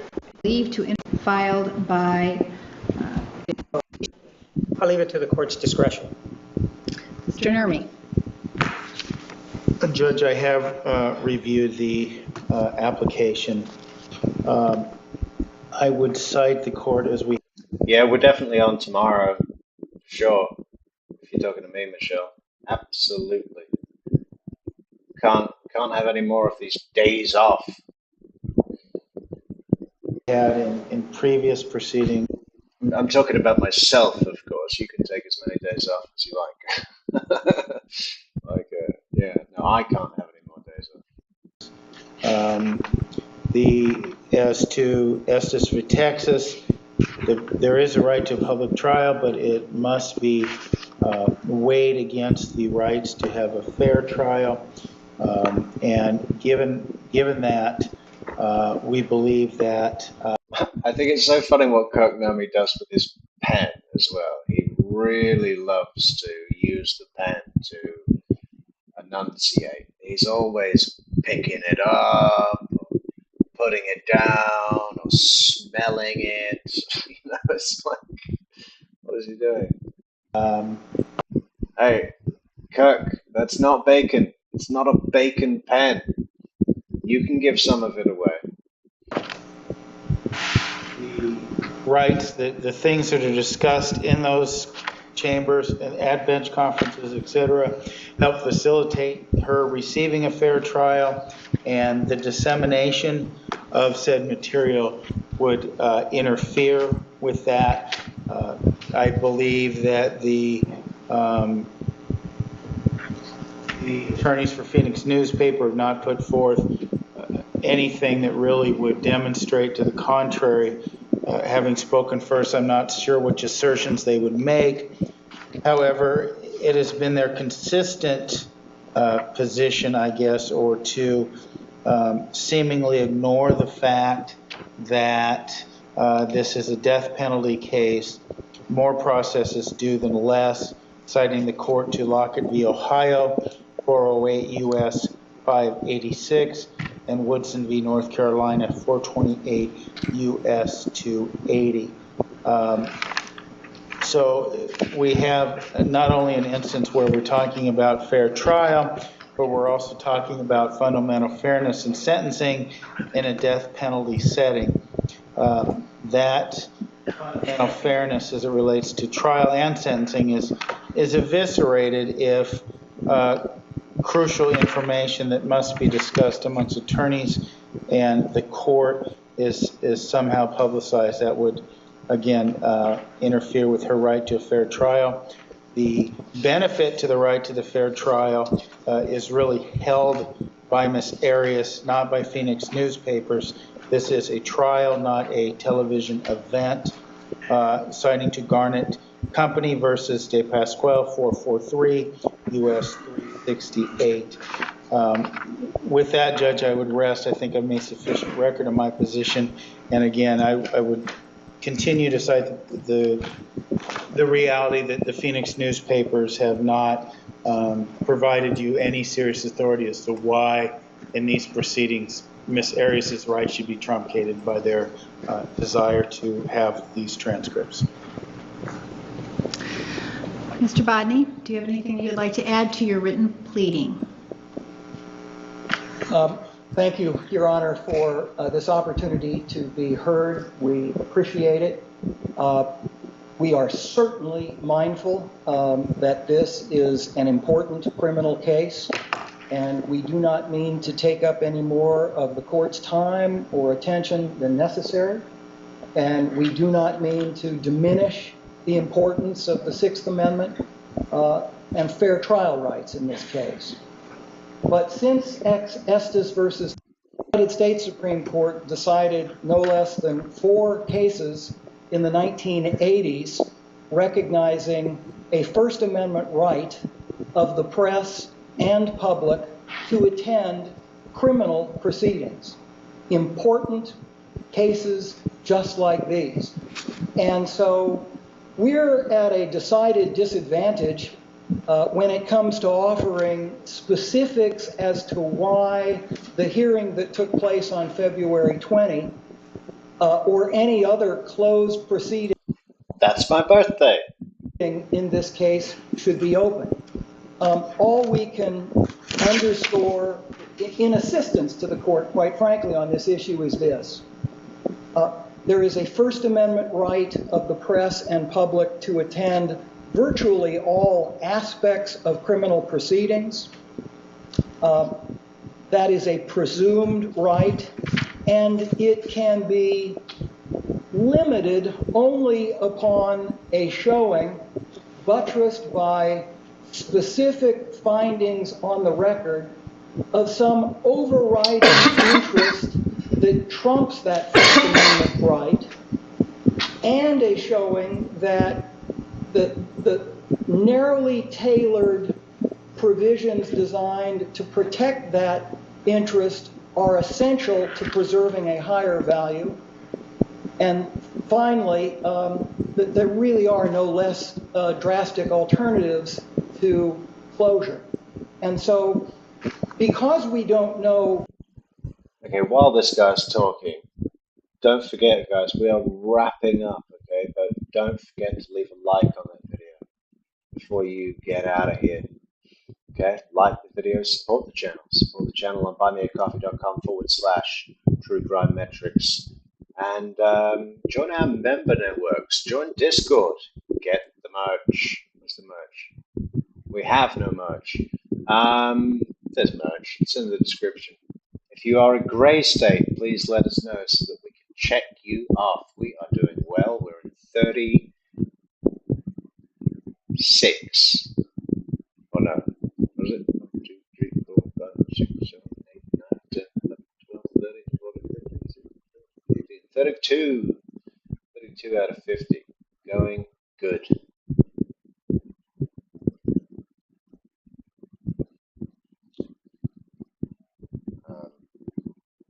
Which one is it? This one. What was said in any closed proceeding, we have to repose our confidence in the court to issue specific findings on the record, either in support of closure or in support of release of transcripts of any proceedings that have been closed to date. And I recognize that, as the Ninth Circuit Court of Appeals recognized in what we call the Symington case, the Phoenix Newspapers versus District Court decision, that release of those transcripts should occur when any danger dissipates.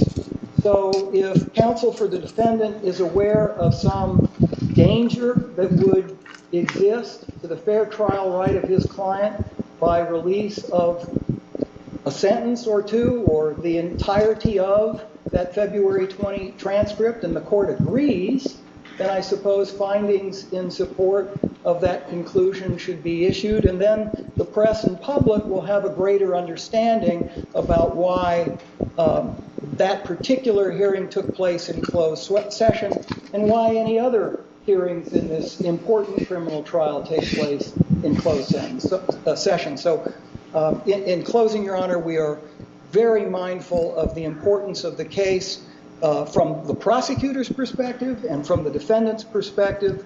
We are mindful of Your Honor's time, and for that reason, I will conclude my remarks unless there are any questions. Again, we appreciate the opportunity to be heard and to ask the court to give life to these First Amendment protections, which our Supreme Court of the United States has recognized.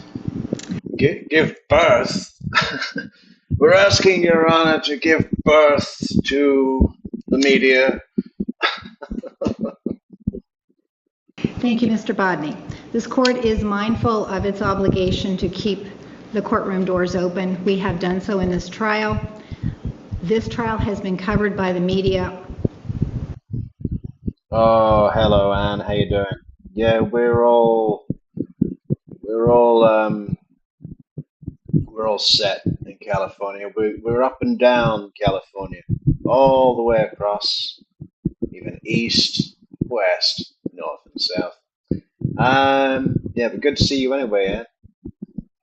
Gavel to gavel. Some of the evidentiary rulings in this case have been held in open court. Others have not. When this court closed a proceeding, this court made findings consistent with Rule 122 and Arizona law. Specifically, this court found that there does exist a compelling interest that overcomes the right of the public to access the record of that particular proceeding. The court has also found that there is a compelling interest supporting sealing or redacting the record when it was required.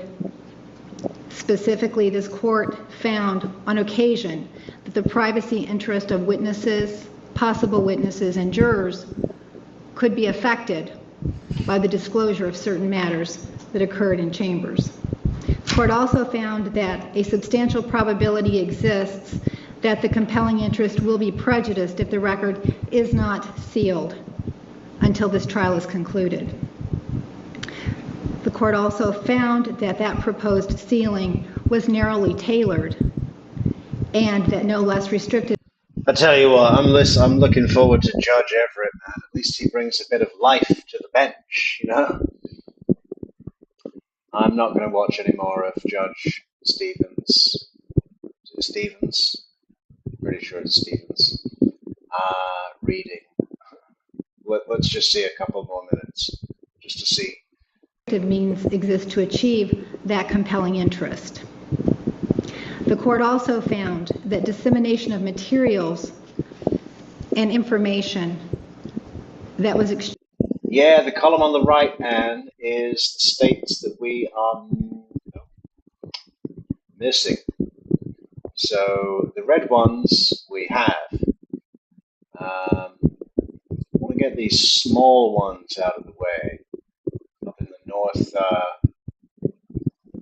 northeast. Delaware, that's going to be tough. Rhode Island, that's going to be tough. We're going to head back over to mountain country, fill out that line of the Rockies. You know, got to get that line of the Rockies. We'll do it. Anyway, it's going to be Adelson content all for them, all the way up until the trial. So I'm sure we'll fill this out in no time.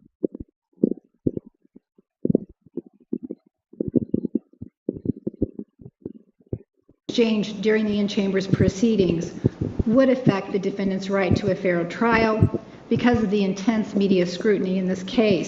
Oh yeah, didn't someone say that we could cross Georgia off? I think someone said that earlier. I'll have to get Acapella to remind me tomorrow. I don't want to cheat. I don't want to guess. Occam's razor is a guess. We don't guess in this country. You know, we were going to have Daniel Rashbaum back for a full 2 weeks of trial. I mean, that would have been, I was sorry to say, but it would have been great. I'd love to see him again. I'd love to see what he does, you know, because he's so bad.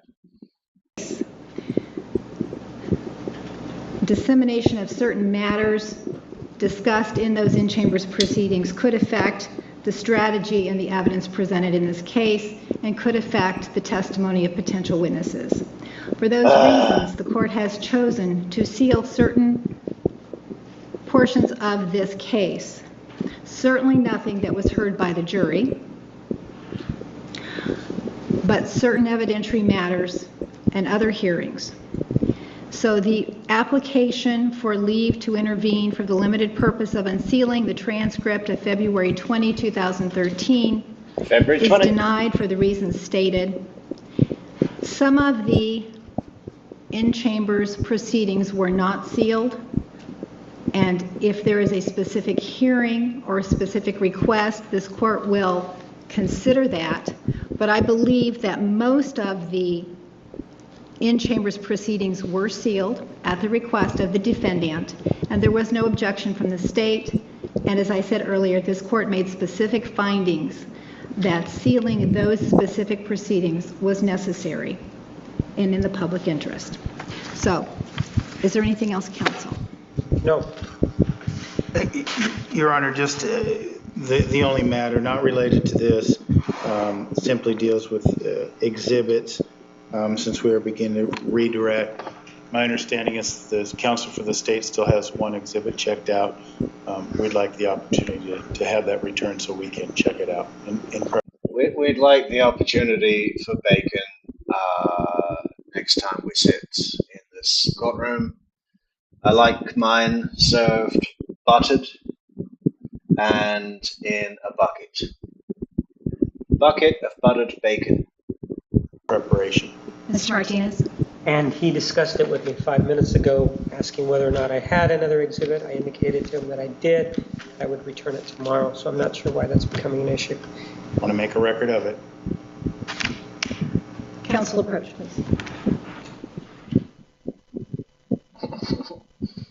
Objection, Your Honor. Move to strike.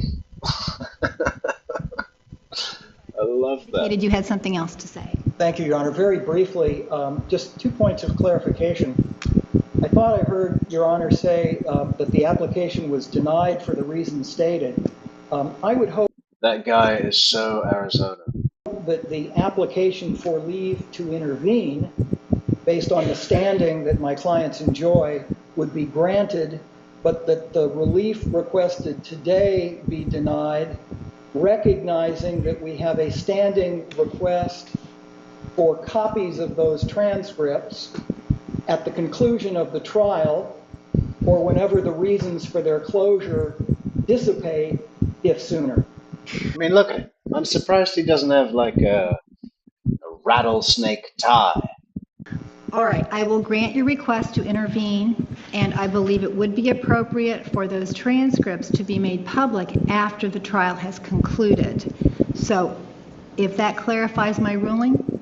It does, Your Honor. Thank you.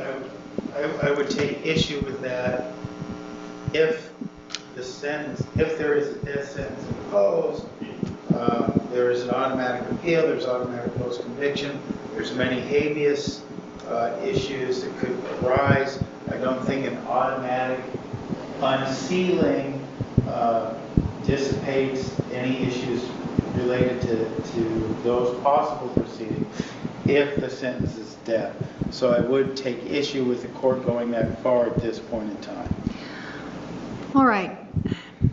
I will give defense counsel an opportunity to indicate any specific proceedings that you are concerned about, and this court will take up the request of the intervener at the conclusion of the trial and make a determination of which proceedings should remain sealed and which may be provided. I would then ask Rattlesnake tie is not going to be happy with that. For if at the end of this trial Phoenix Newspapers is making such requests that they file specific requests with me in advance so we can take it up, so I can take a look back at what these things are. Yes, most of them would require a transcript, I think, from a court reporter because those proceedings were not conducted in the courtroom, so there would not be an FTR record. We would need a record from a specific court reporter. So, Mr. Bodney, if you had a specific request for a hearing on a specific date, you would need to give us enough time to have a transcript prepared so that we can all review that and make a determination. And Your Honor, I guess we would like to make a standing request for the February 20 hearing. And if there have been other closed proceedings at which issues in this trial have been decided, we would request access to them. Obviously, we don't know what was said during those. I wonder which February 20 it was. 2008? How old? I turned 21. Closed proceedings, and therefore can't be any more specific than that. All right, Mr. Babbitt is the court reporter for that particular hearing. I will request that he prepare a transcript so that all the parties can review that specific proceeding. Is that the only one you're concerned about now? It's the only one I'm specifically aware of now, though I understand there to have been others. All right, I can't tell you when that transcript will be ready. He has many requests for transcripts, and it will be in line with all of his other requests. But I will pass that along. All right. Appreciate that. Thank you, Your Honor.